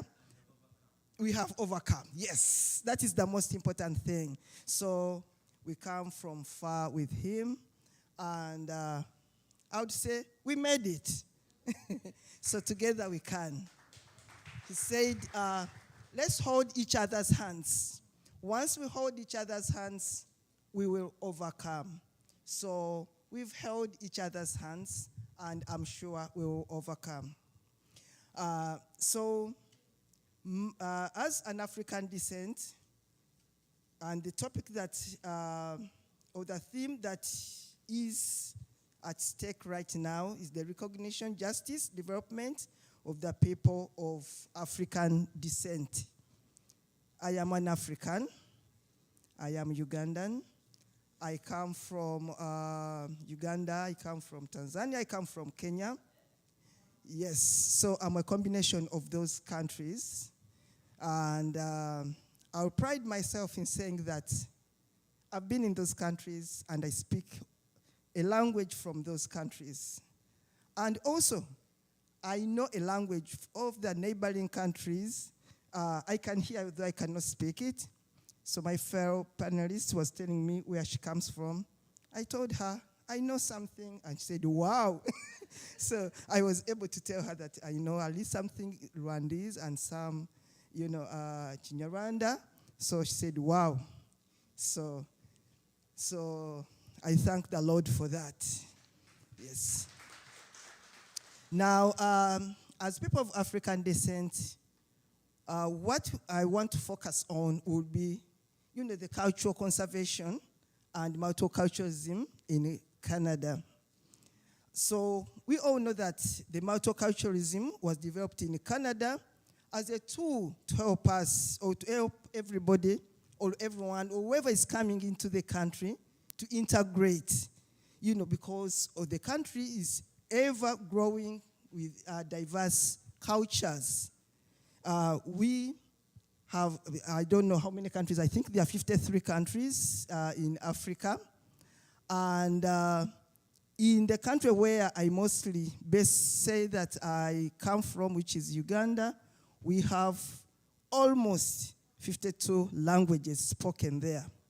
So imagine now those languages, then diverse languages from all over Africa now coming into this country. I don't know whether you see what I'm deriving at or driving to. So those are too many diverse things that, are within one country. So what can we do, or what was done? So this multiculturalism, gave us an opportunity to flourish and to be assimilated into the country, as Canadians, so that we have one specific culture. But as things go, and as my fellow panelists have already discussed, it's not as easy or as good as it is, maybe as it appears on paper. So although the objective might have been good, but the delivery might not have been the best. Although this was supposed to have been that makes us all become one, makes us become recognized, make us, forget probably the sufferings, but become that one cultural entity that we can be proud of. So we all know that as we are called minorities. But remember, we are really a very good, powerful force. We are minorities because of what is perceived as to be. She came with all these accolades. Can you imagine? She came with all these degrees. She came as a doctor. She came with everything. But she was named as a minority. I came as a trained teacher. And when I said I want to continue teaching, I was told, first of all, you have to go back and do your 4 years again. I was told, the accent. You will always be criticized by those ones, the young ones in the classes. So you'll always be in trouble. So she said, you know what? Since you've been a teacher, go train, become a social worker. I said, well, I'll take it. So I had to divert, not because I wanted to, but because of the circumstances that forced me to do what it is and what I had to do. So I have to go back to the culture. What is culture? Culture can be defined by so much. Look at how we dress. Look at how we speak. Look, what is culture? Culture is the language, right? Culture is the economy, the games. Why do I say all those ones? Because those are the things that unite us in those spaces where they're supposed to unite us. And culture is supposed to be a unifying factor. So once you don't have culture, you are lost. What am I saying? I'm saying that we have to have a culture of Ubuntu. Because if we are Africans, that is already our Ubuntu, right? If we are able to speak the same language, that is another Ubuntu. If we are of the same color, that's another Ubuntu. If we are, have the same, for example, we have the same club that we support, should be our Ubuntu. In those clubs, if we are going out in that club, let's learn to support each other. Not like the sister who had to go to the person who thought that there is that Ubuntu that would support her, and she was disappointed. So if you are in, anything that can identify you as you are, please use that opportunity for yourself. Use that opportunity for others. Hold each other's hands. So I already said that language is part of my culture, is part of your culture. Why? Because it is a way or something that builds relationships, something that creates a sense of community. It is a unifying factor. In other words, as we have already stated, Ubuntu, I want to go into the Ubuntu. So now, why is this dying? I'll go back to the languages because you've been told that I am a certified translator and interpreter in the languages that I want to mention in the various languages. So we must have these languages upheld. Why? Because it is a culture, and why? Because it brings us together. So we must come together so that we get this conservation, the promotion, and development. That's why we are here. So that's why I'm emphasizing on the language. It keeps integrity as people. When you're on the street and hear someone speaking your language, you turn. So, oh my God, who is this? Sometimes you don't know, but there's something that clicks, and you say, oh my God. You may say hi, or you may not, but you feel that closeness to this person who is speaking your language or the language you understand best. So it is a national identity, it is a culture, it preserves our heritage, and it brings around, or it brings with us this wealth of knowledge. So my point is conservation, promotion, and development, because the quality of life and the well-being, the overall well-being for all of us is essential. The doctors talked about the well-being. Some of them, it is mental health, it could be physical, it could be anything. So the quality, or the overall quality of the culture is important. Remember, I've said that there are so many, classes which could be culture to you. I've said it could be sports, it could be school, it could be work, and so on. So it also increases creativity. So you saw these young people here being creative, with their creative work and their creative performances. So they combined the entertainment, they combined the language, they combined the moves. So all that is, it brings us together as, that creativity, that culture that binds us together and brings us back to the Ubuntu. So the pride, the beauty. So I will say, what can we do as people of African descent to make sure that we conserve, we promote, and develop our cultural heritage? One, for us who are older, they told you I'm a mother and I'm a grandma and I'm a mother-in-law. Okay, let's teach our children, our offspring, our ancestral languages. Right? Are we doing that? Good. Yes. At least some people are saying no. So that is a point of debate. So let's go back and do that. Let's share with others the goals, our goals. Why do we want to teach it to them? Do it. Do it through oral, written, or digital presentation, because our children, our grandchildren are now digitalized. Do it so that the future of our culture does not die out. We need it. We need to promote. We need to develop these things. Thank you. So by doing so, we are protecting our cultural heritage, right? Let's not forget them. Let's not forget our grandchildren, our grandparents.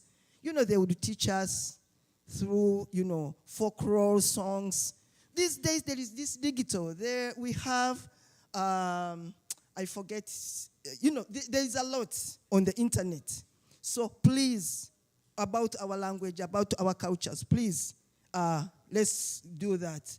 Make sure that no one damages our ancient memorials and the historical sites, be it here in Canada, be it back home.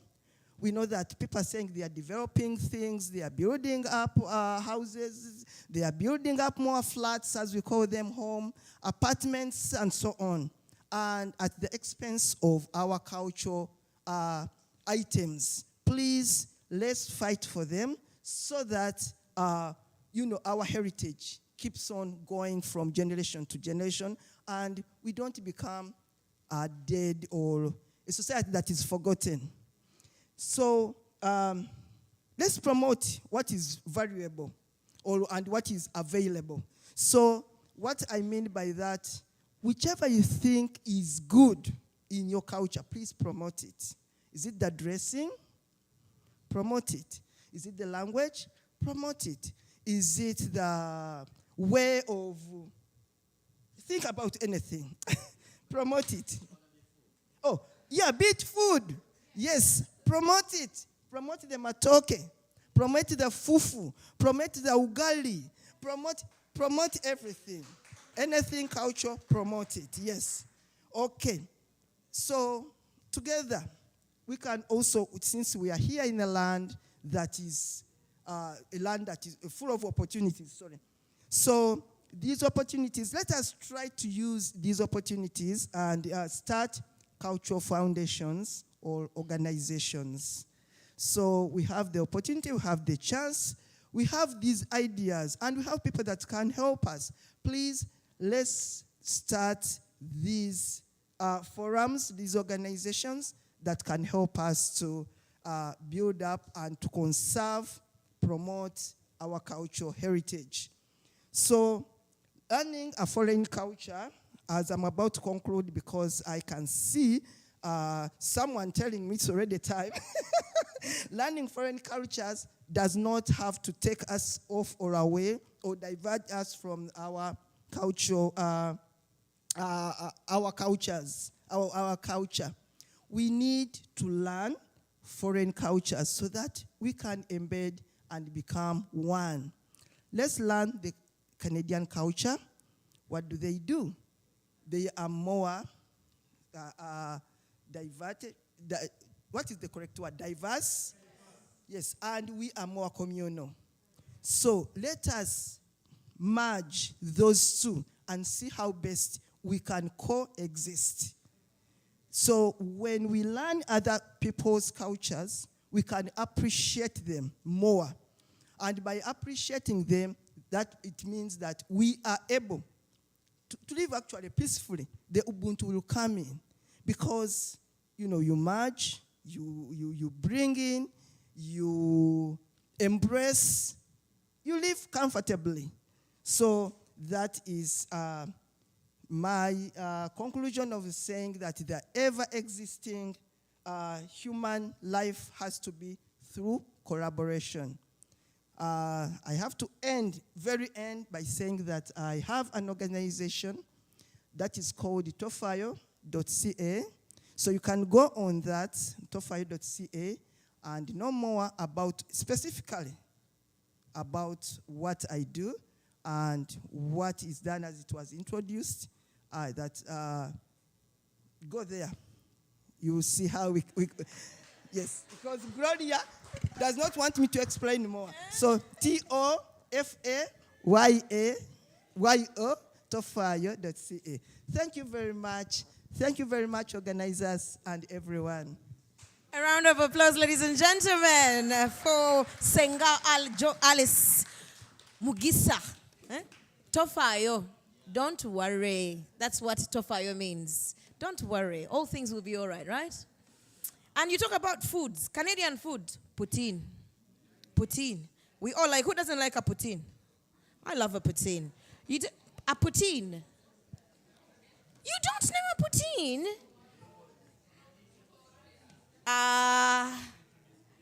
Yeah, she's pulling my leg. She's just pulling. Someone help me Google the word poutine and an image.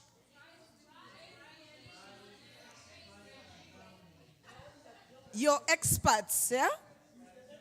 Expert of poutine. We have an expert. Come and tell us what a poutine is. Cheese, chips, cheese, and gravy. Yeah. A lot of gravy, eh? And then when it's hot, oh la la. For some of us at 3 a.m., oh dear. Don't do it. Ladies and gentlemen, isn't that a pleasure? You have been listening about multicultural. How can you preserve your culture? How can you come here and you still speak Kiswahili? How can you come here and you still speak Luganda? I had a parent back there who said, no, my children, I speak my language, but they can hear it, they just don't speak it. So I'm sorry, you have a lot of work to do. We are not going to give you a pass. We have our final panelists before the food. I promise you the food is ready. However, we have our final panelists who I'm going to give a few minutes. I know you're going to do good. This young lady, she is, when I met her, I literally saved her in my phone as Miss Ambassador Rwanda. Don't ask me why. That was about 4 years ago. And I saved her as the Rwandan ambassador. She has been moving mountains. She's Miss Face of Humanity, Canada. She's the second global ambassador of Miss Face of Humanity, Canada. She has an organization that is called United for Humanity, empowering the youth. Come on, we need a round of applause. These are things. And she is, oh my God, she's also a part of the leadership about gender for the Rwandan Canadians abroad. She is amazing, and she's just very few years of age. Should I say your age? Yes, just 23 years of age, ladies, and I know. And she is moving mountains. She has a big heart, and she is the host, the producer of her own TV show called The Cyper Show that is viewed to over 60 million people on Go Live TV. Ladies and gentlemen, Miss Rita Lawrence Ngarambe, all the way from Rwanda. Wow, I am humbled. I'm privileged to be here. I didn't say this. She is also a recipient of the top 100 black women Canadians for the year 2022.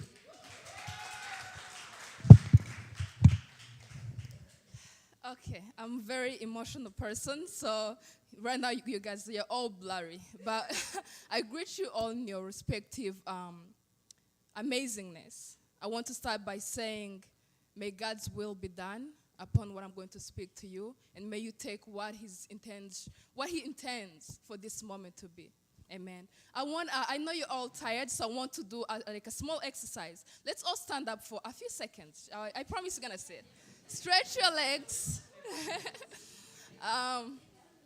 and then I want you to still, whatever. If you wanna move a little bit. Let's breathe in, and if you could close your eyes and forget about everything. Like I know we've been listening about a lot, digest all that information. They think it's a burden. Like the people I was telling Gloria yesterday, that it feels like you're carrying the burden of a continent on your shoulder. As people who are presenting here, you're here presenting your families, you're presenting the people who came before us, the slaves who sank in the ships. You're here writing history. So I want you to take in. Think of all the walks, the shelters you lived in coming to this country, the stories you had to repeat to make someone believe that your life story is actually true. The moments you went in to get a proof that what you're saying is true, that the pain and the suffering you're talking about is actually evident. I want you to take in the moment and recognize how great you've become, how amazing just to be alive, the fact that you had transportation to be here. just take a few seconds and be grateful. It could be for the air you breathe in. It could be that you had something, the clothes to put on your shoulder. Some of us see the videos or come from Africa, grew up in Africa, and we know how it's like. There are so many amazing things, but I want you to be grateful for one thing at least today before you sit down. Thank you all. You may take your seats. I want to talk to the youth today. You are going to excuse me, the adults, you can do your research, you've got education, so I want to talk to the youth. I'm going to pick you with the beautiful hair and the ponytail, second row. Yes, you. Do you know any African hero? Someone from Africa that you consider a hero? Anyone? Come closer to me. Do you know anyone? Do you know Nelson Mandela? Okay. What country do you come from? Like, where does your parents come from? Uganda. Okay. Thank you, my take yours. Do you know how to say hi in Uganda? No? It's okay. You can go sit. Thank you. You look beautiful, by the way. May you guys clap for her. When I was sitting over there, I asked this amazing mother, I'm not going to say her name out of respect. In our country, we don't say, people older than you, we don't say their names. But I asked them, like, do you have a country hero recognized? We say presidents or someone who liberated the countries. I asked, do you have a hero? Because I wanted to give it as an example. She said, Uganda doesn't have a hero recognized like that. But we have community leaders who have influenced the change in our culture. And I want to tell this young girl that the hero you have today is the nicest person you know. So the hero lives in your house. It's your mother. It's your parents. So I want to tell the youth that there is a lot of happening, a lot of things that are going to discourage us.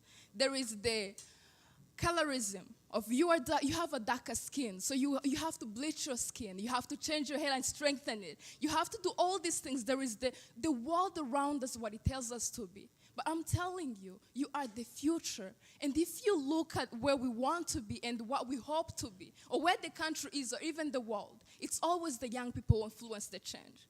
So I want you to go home and research the heroes. I'm going to tell you about my hero. Paul Kagame, he's the president of Rwanda, for instance. He was a young child, an immigrant in Uganda.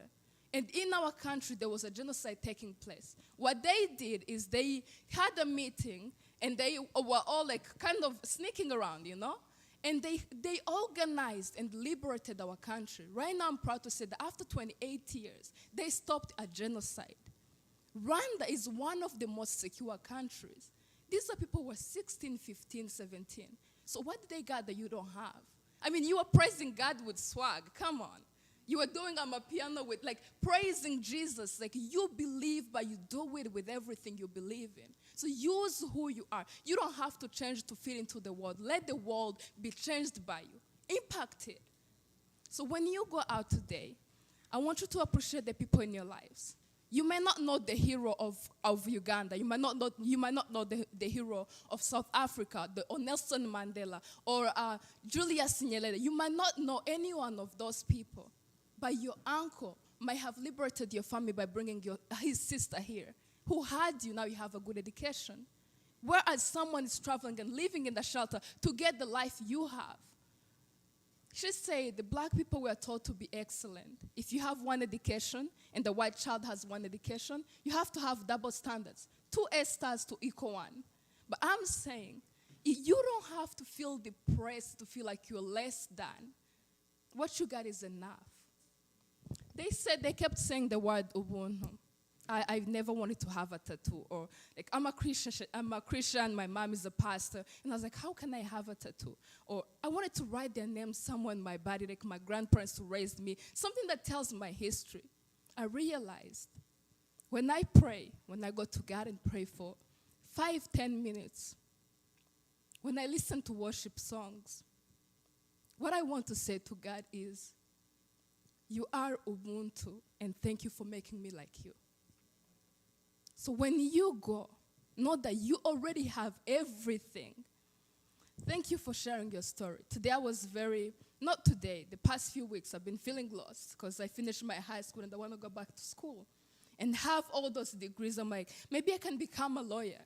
and do something great, Help my father get his papers or something as such. And today I realize it's not the papers that make you who you are. It's the things you do in your community. She is celebrated in her community because she helps people. She consults, talks to the wives about the problem they're having, the families. Talk to the children, respect your mothers. That's the impact we're talking about. You might not know those policies. You might not know the 3%. You might not even know 2 times 4, but you know how to love. That's the most education. That's better than science, physics, chemistry. That's better than any science you will ever do.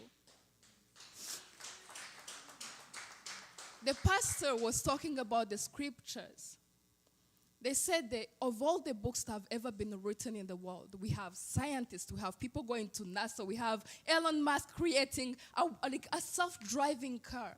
But no book has ever been written that has more than the Bible. You might not be a Christian or believe in God, but there is something in there that your mom could wish she would have a word for. That someone who loves you dear wishes it could be a message to you. So look for the truth, seek for your own truth, and if you don't see any information, if you see everything driving you up far away from who you want to be, sit still and listen to who you are. We've been given everything. How many of us believe in the Word of God or Jesus? So the majority of us. There's one word, Pastor, you could help me. When Jesus left the world, he said, I'm giving you the same exact power that I have.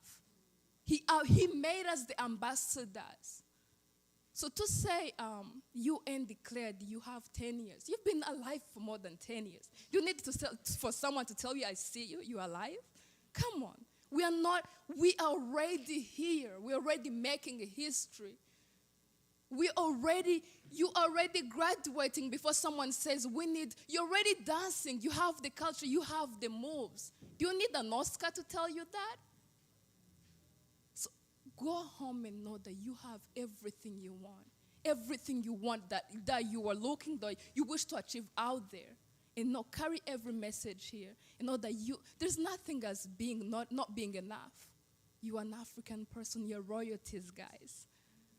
We never had presidents before colonization. If you trace back, we had kings, which means our leaders didn't need to have diplomas for them to become leaders, which means our leaders didn't have to show papers to have PhDs. But the people who have PhDs, there is a saying that says, professionals built the Titanic. And you know what the people who didn't go to school did? They built a boat. And what happened to the Titanic? We all know the Jack and Rose movie, right? So what I'm saying is, everything else is addition. Everything else is accessory. I became Queen of Emancipation Canada without having, I didn't even know who the Prime Minister was. I knew Justin Trudeau, and that's all I knew. I didn't know which party, I didn't know which what, but I knew that I embody what I want. Like, I stand still and I'm proud to call my mother. Because she sees me and says, I've never been to Canada, but you're there. Do what I would have done if I was there. So carry on the torch. Carry on. You are the history. You are the light. You don't need anything else that's being added. It's accessory, which means it can be replaced, it can be lost, it can be improved, it can be, it's matter. Matter changes shape. So make it what you want and make it your tools to move forward. We are the future generations. We are royalties. And I'm celebrating all of you saying, I recognize you, that you are the heroes of today. You've made history tonight. I cannot, when people marched for Martin Luther King, when they said, I have a dream, this is what it feels like. He sat in the basement, the Black Panthers. This is what, it's the little things in life. They said a drop creates an ocean. We are the drops in the ocean. Don't feel lost. Know that you have a net you can fall in, and these are your people. So love and stay still in who you are in the moment. Thank you all so much. God bless you.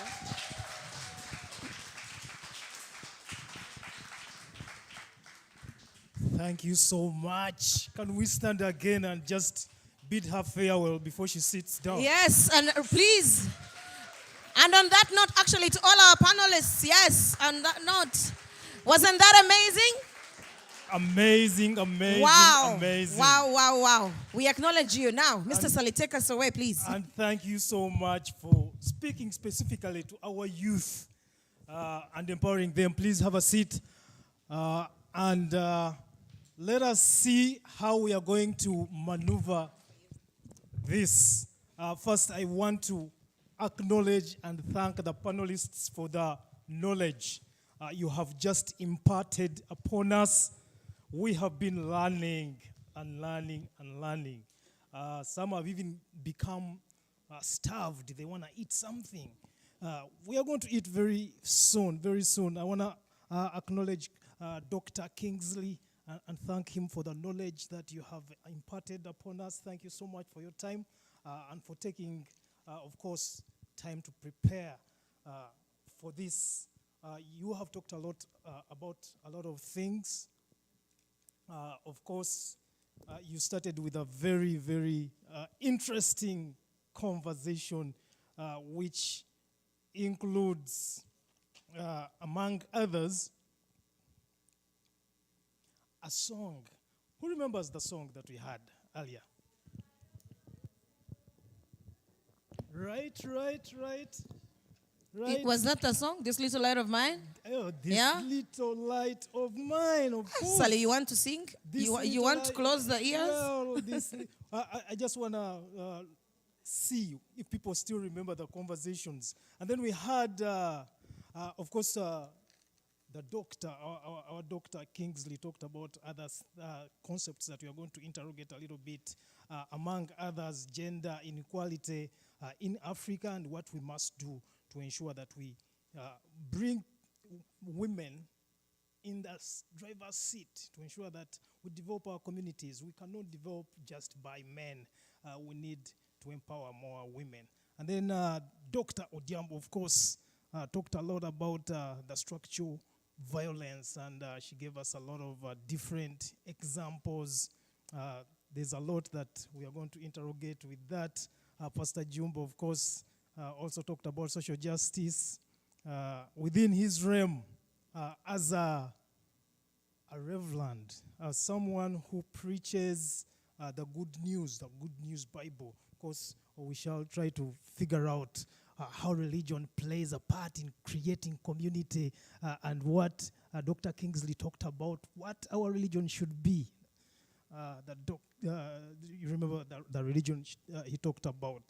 Of course, we shall also interrogate what material operation means and other things, including African diversity and how we can preserve, conserve, or promote our languages. A theme that was talked about by our phenomenal singer, Singer Joy, and of course our beautiful youth here who has inspired our youth, assuring you that you are enough and everything that you are looking for is within you. So without any further ado, and based on the conversations that we have all had, I want us to start with the little light of mine. And I want to give an opportunity to each panelist, as you think about building African communities, what is your little light of yours? What is your little light of yours? This little light of mine, what have I done in the community to embrace that little light of mine in my community? It's a metaphor. This little light of mine. It is a metaphor. You are all distinguished African leaders. And that's why we are celebrating you here today. We are learning from you. So as we continue to learn from you, how did you start this journey? What is that little light of yours that you want to share with the community? And I want to give an opportunity to all panelists. And I'm going to start with, so,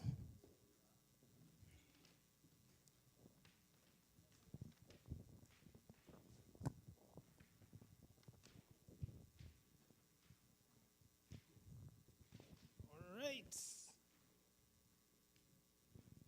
Why don't I start with the young lady in the house, and then we go to the singer. Then we shall. You will help me with that side over there.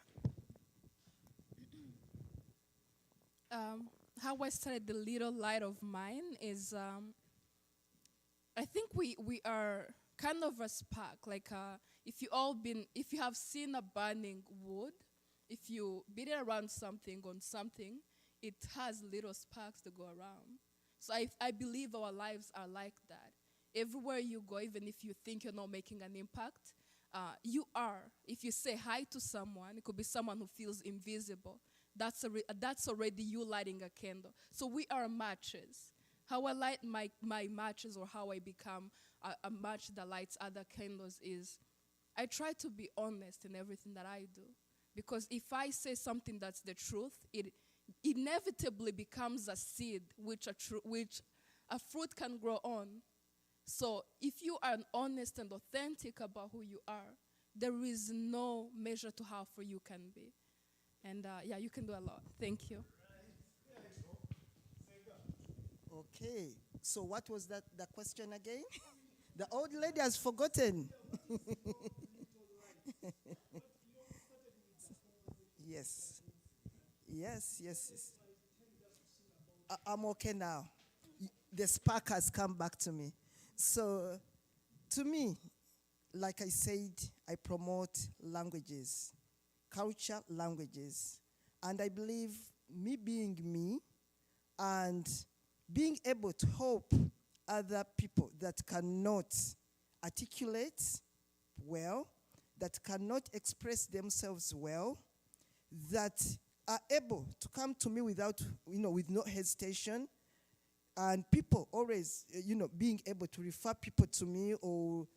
So to me, that is a spark. Whenever I get that call, I feel honored, I feel blessed that I'm able to do this for others in the community, and to me, I think that's my spark.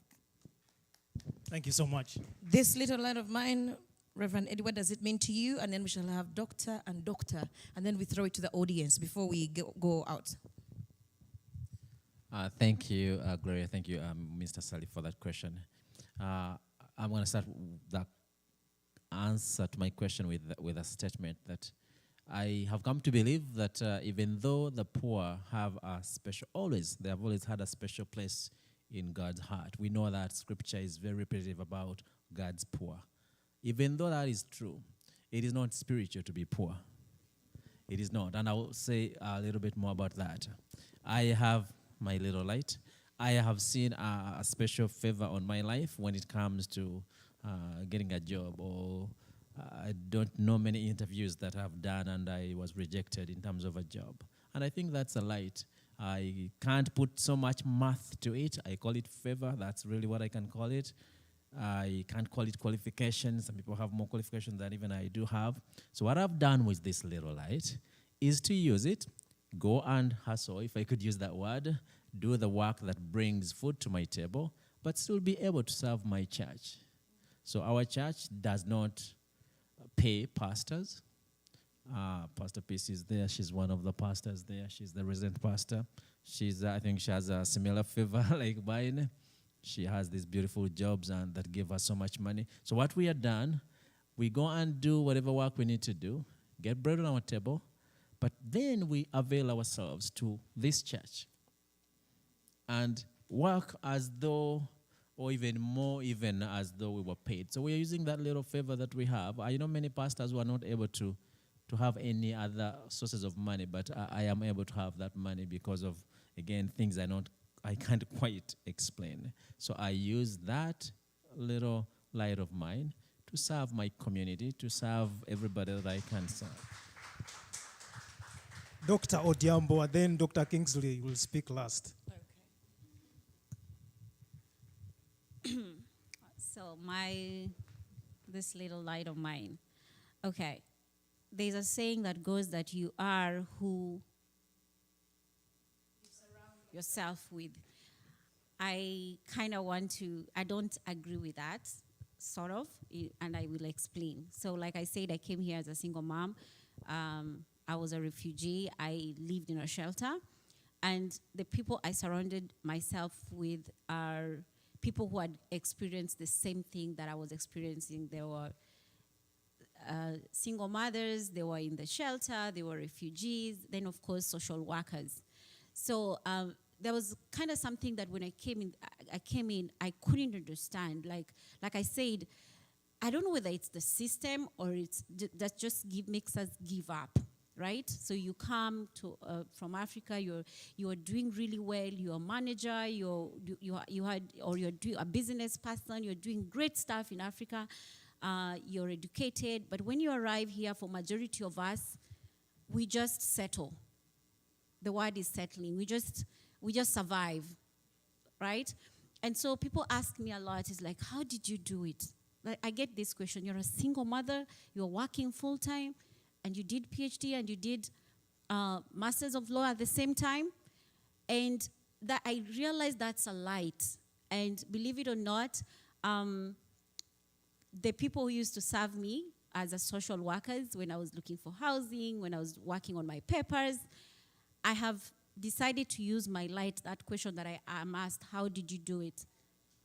To kind of impact their mindset and say, because their majority of us become very comfortable and just settle.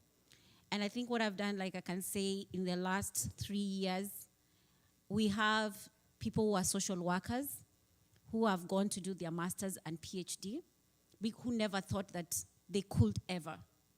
Because I keep saying it can happen. I did it. Were you not the one who was serving me? Are you not the one who got me a lawyer? Are you not the one who helped me get a doctor? Are you not the one who was looking for me that shelter or that housing? This is what I've become by walking through you. And so you can be who I became, you know, who I am right now. So I have really started my little movement among my friends, my networks, to challenge every person. In my talk, I said, have a sense of purpose. I will not tell you education is the key to changing lives. I just ask you, what's your purpose in life? What do you want? What do you want to do? If you tell me you want to go back to school, that is my light. I will move mountains to make sure that you get it in the system. So I'm using my story as my light to really light the lights of others. Right, all right. Thank you so much, Dr. Diambo. I'm so glad to be talking about this today. Probably the first time I've been opportune to say this. I say this with all humility. I discovered I was academically gifted.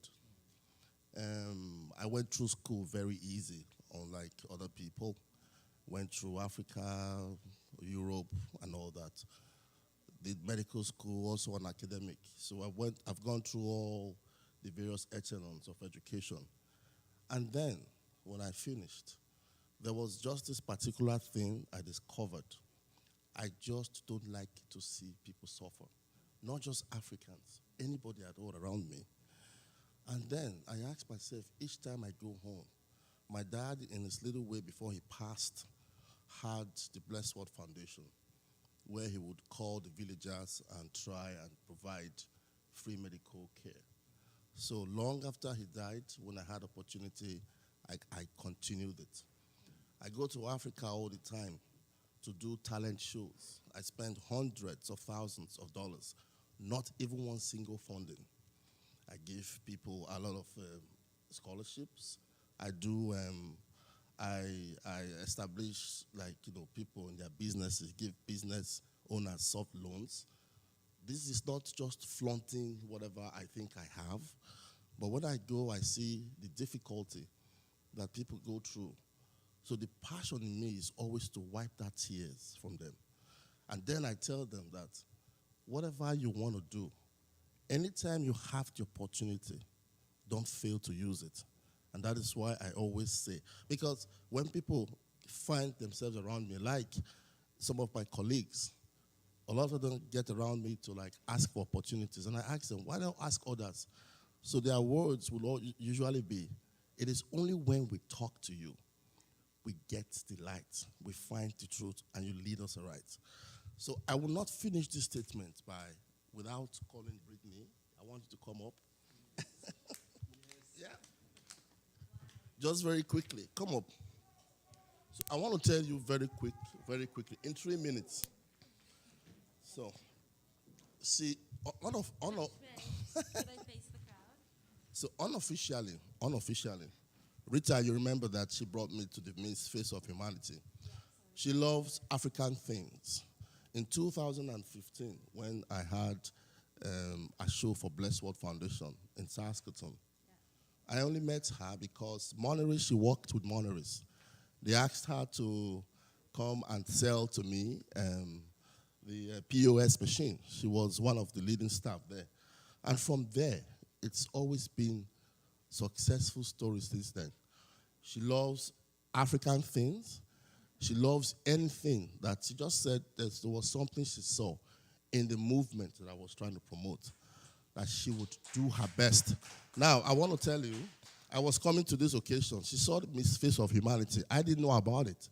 She told me, you need to come to this show because I know about King's Prime TV and Cradle to Fame. Cradle to Fame, it's an organization where we do talent shows just like X Factor.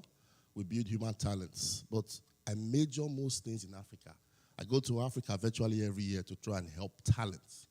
When I saw her as well, being second, I saw the way she was speaking. I asked Gloria, I never knew you. I only knew you. Was it this year, right? Sometime this year. Yeah, we met. So I came out, and it was this guy that does the New York Fashion Week, Charles, introduced to me by her. So I went to her. I was looking at a lot of them, and I said, how old are you? So I was like, could I just help her go through school? Because when I heard she had only high school, she didn't even know this. I told her I'm going to speak to her at some point. And then I was asking Gloria. I talk about Gloria like as if I've known her for a long time. I haven't. This is probably the second time I'm seeing her. So what I'm trying to say is this. Like I emphasized, whenever God gives you an opportunity, a tree cannot make a forest, irrespective of where you come from. You do not give and expect to be given from those you have given. God opens a way for you. And the secret to success is giving. Give. You don't just give to the church. It's good to be the house of God. But you need to impact lives. Now, God uses you in your way. You might not have the money to give, but you might have advice. You might have other things. You might have that ability to talk to people and create that motivational change. So, and that's why we said we are trying to do this movement where we create positive social change. It is very, very important.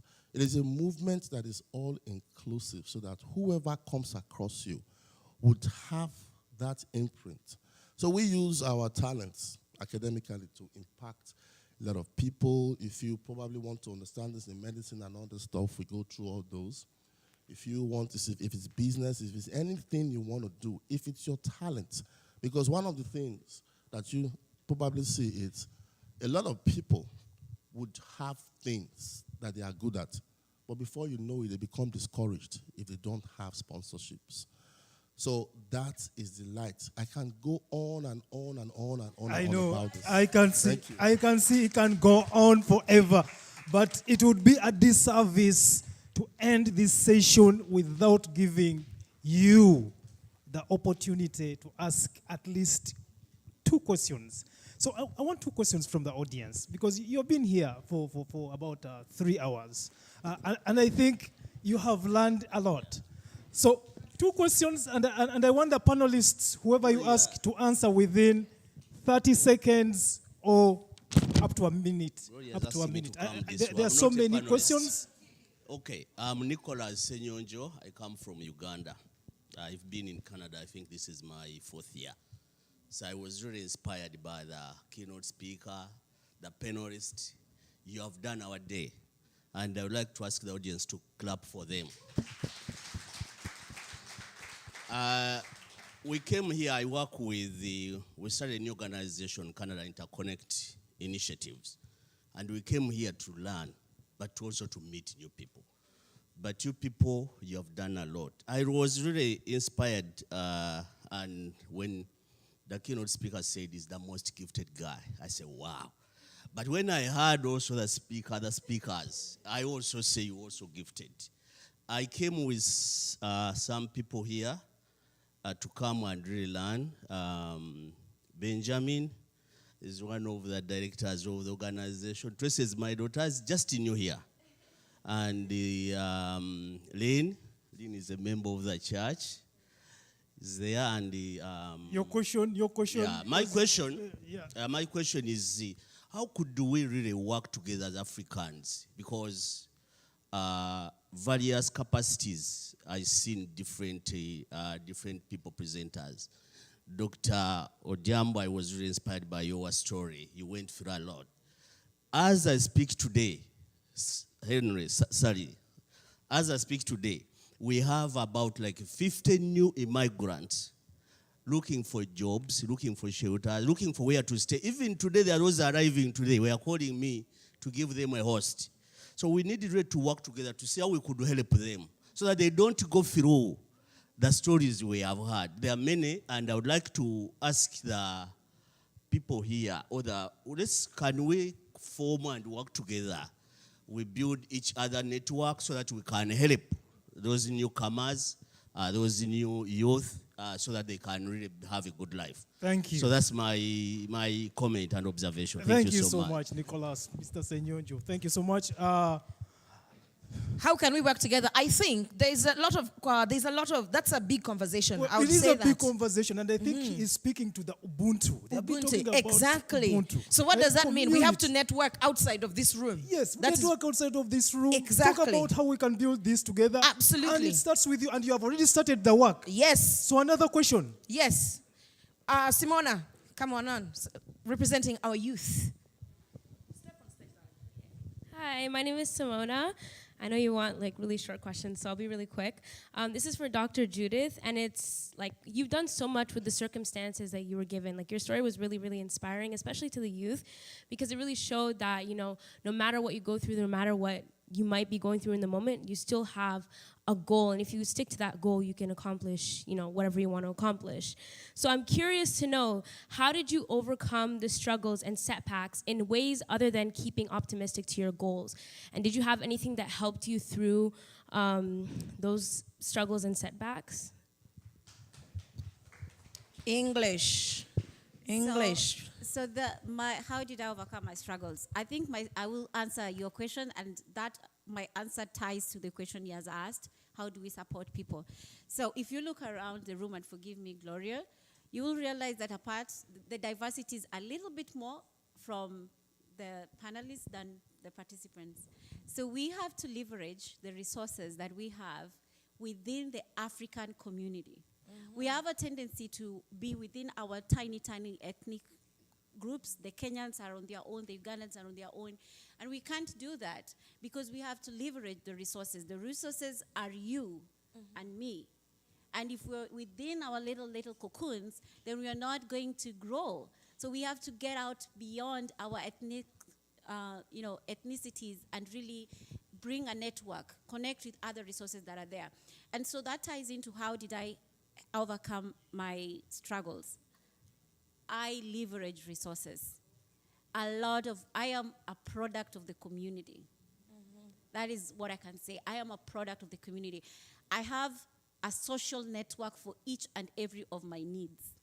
I have an educational network consisting of mentors.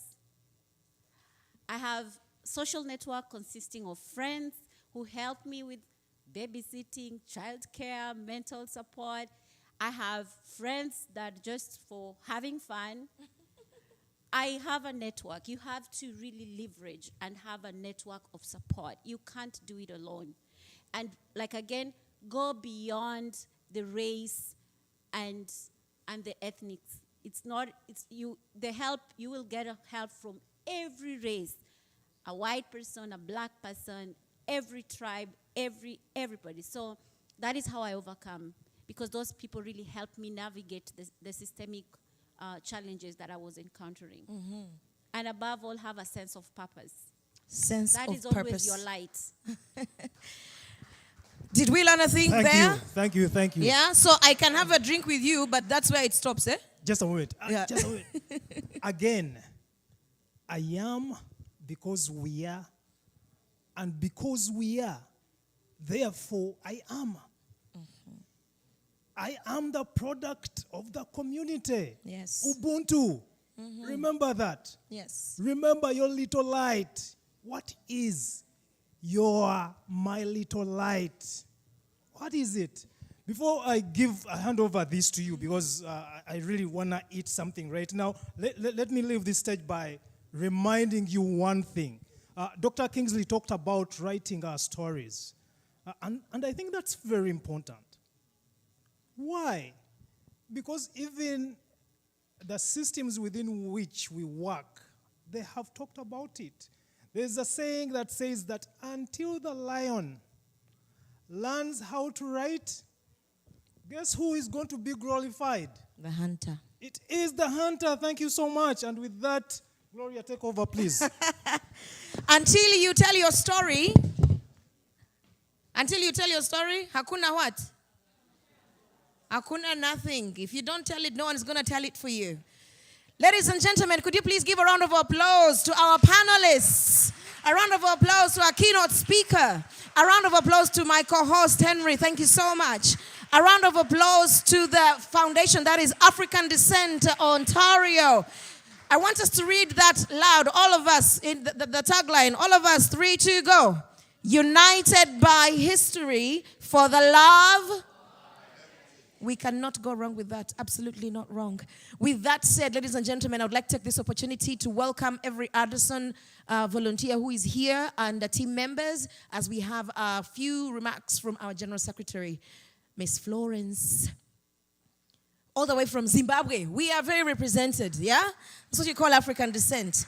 Please come forward. This is the team that has put us together, that has been working hard for all these months. You know, we've swum oceans and lakes, and here we are. So please, as you support our General Secretary to say a few words. Yes, Alex, you're very welcome. You've been working so hard. Good to see you here today. And we close, and then we can go have a bite. Thank you so much. Thank you. I know people are hungry, but I'm just going to say a few words. The Secretary General cannot leave without thanking everybody. I want to thank the panelists. You know what? When I saw you today, there was a light that I saw. I was like, who is this person? Are you going for the wedding? I was like, no. You are coming to us, because there was a light that you were exhuming. And I want to thank you for everything that you said. There is no 23-year-old who comes to a function 2 hours early. No one. But you were able to do that. I want to thank you for that. Mama, thank you. Thank you so much. My sister wants to come to Canada. I'm going to come and get your services. Thank you very much. I am so humbled. I'm beyond humbled. You know what? In my culture, we are supposed to kneel. We are supposed to kneel to the man of God. You know what? He was outside, parked outside. I was so stressed out. I needed people to put tables. I didn't even know he was a pastor. I went and said, can you help me put the tables? It's like, yes, let me help you. A man of God just left everything and came to help us put tables. Please thank him for me. Thank you. Thank you. Your song, please. I'm going to steal your song, and we are going to use us. We're going to use that song. Thank you so much. Everything that you have said, we want to thank you. Your story, very similar to mine. I also came 2014, just like you. And I thought, oh my God, I'm going to Canada. I'm going to be the next president, probably of my country. But the culture shock, everything killed me. So many things. I had to buy steel-toe shoes to go and work in a factory. I have degrees. I was a human resource officer in my country. But I had to put on steel-toe shoes to go and work in a factory. That's Canada for you. But because of this, I want to help the next girl who's going to come in Canada. not to put on steel-toe shoes, but to pave their way for a brighter and better future. Without further ado, I'm going to leave this to our CEO to introduce everybody.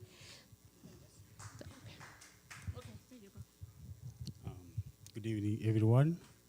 I'm not the CEO because I've heard you saying you're going to introduce the CEO first. My name is Ronald Chimbogwe. I'm the finance stock accountability for the Addison. Thank you for coming. My name is Justus Kato, capacity building.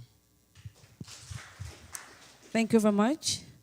My name is Hope Birunji Lima. I work with my partner, my husband. I'm glad to be here. Was expecting a miracle. I thought he would come in and be with us here today, but it is what it is. Thank you. Good evening. My name is Thaddeus Sempagala. I'm the vice, you may call me the vice CEO, but I'm as well the events director. I welcome you here. Thank you for joining us for the first African Descent Summit. You are part of this history-making day. Thank you so much.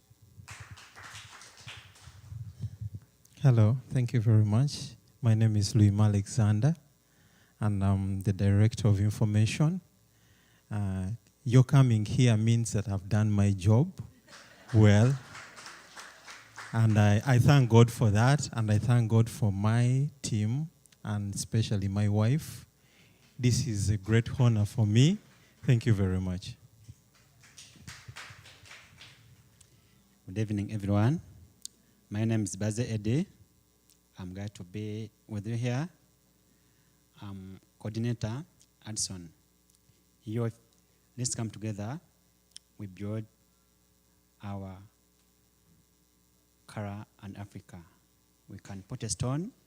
When you come together, we can go wherever you want to go. Thank you. And there you have it, ladies and gentlemen. We want to say, first of all, thank you so much to our media partner, that is GBKM Network. This event is live, was live being broadcast. You're going to see them on your Facebook. Share. Mr. Kenny Baze and your team, please wave unto us. We thank you so much.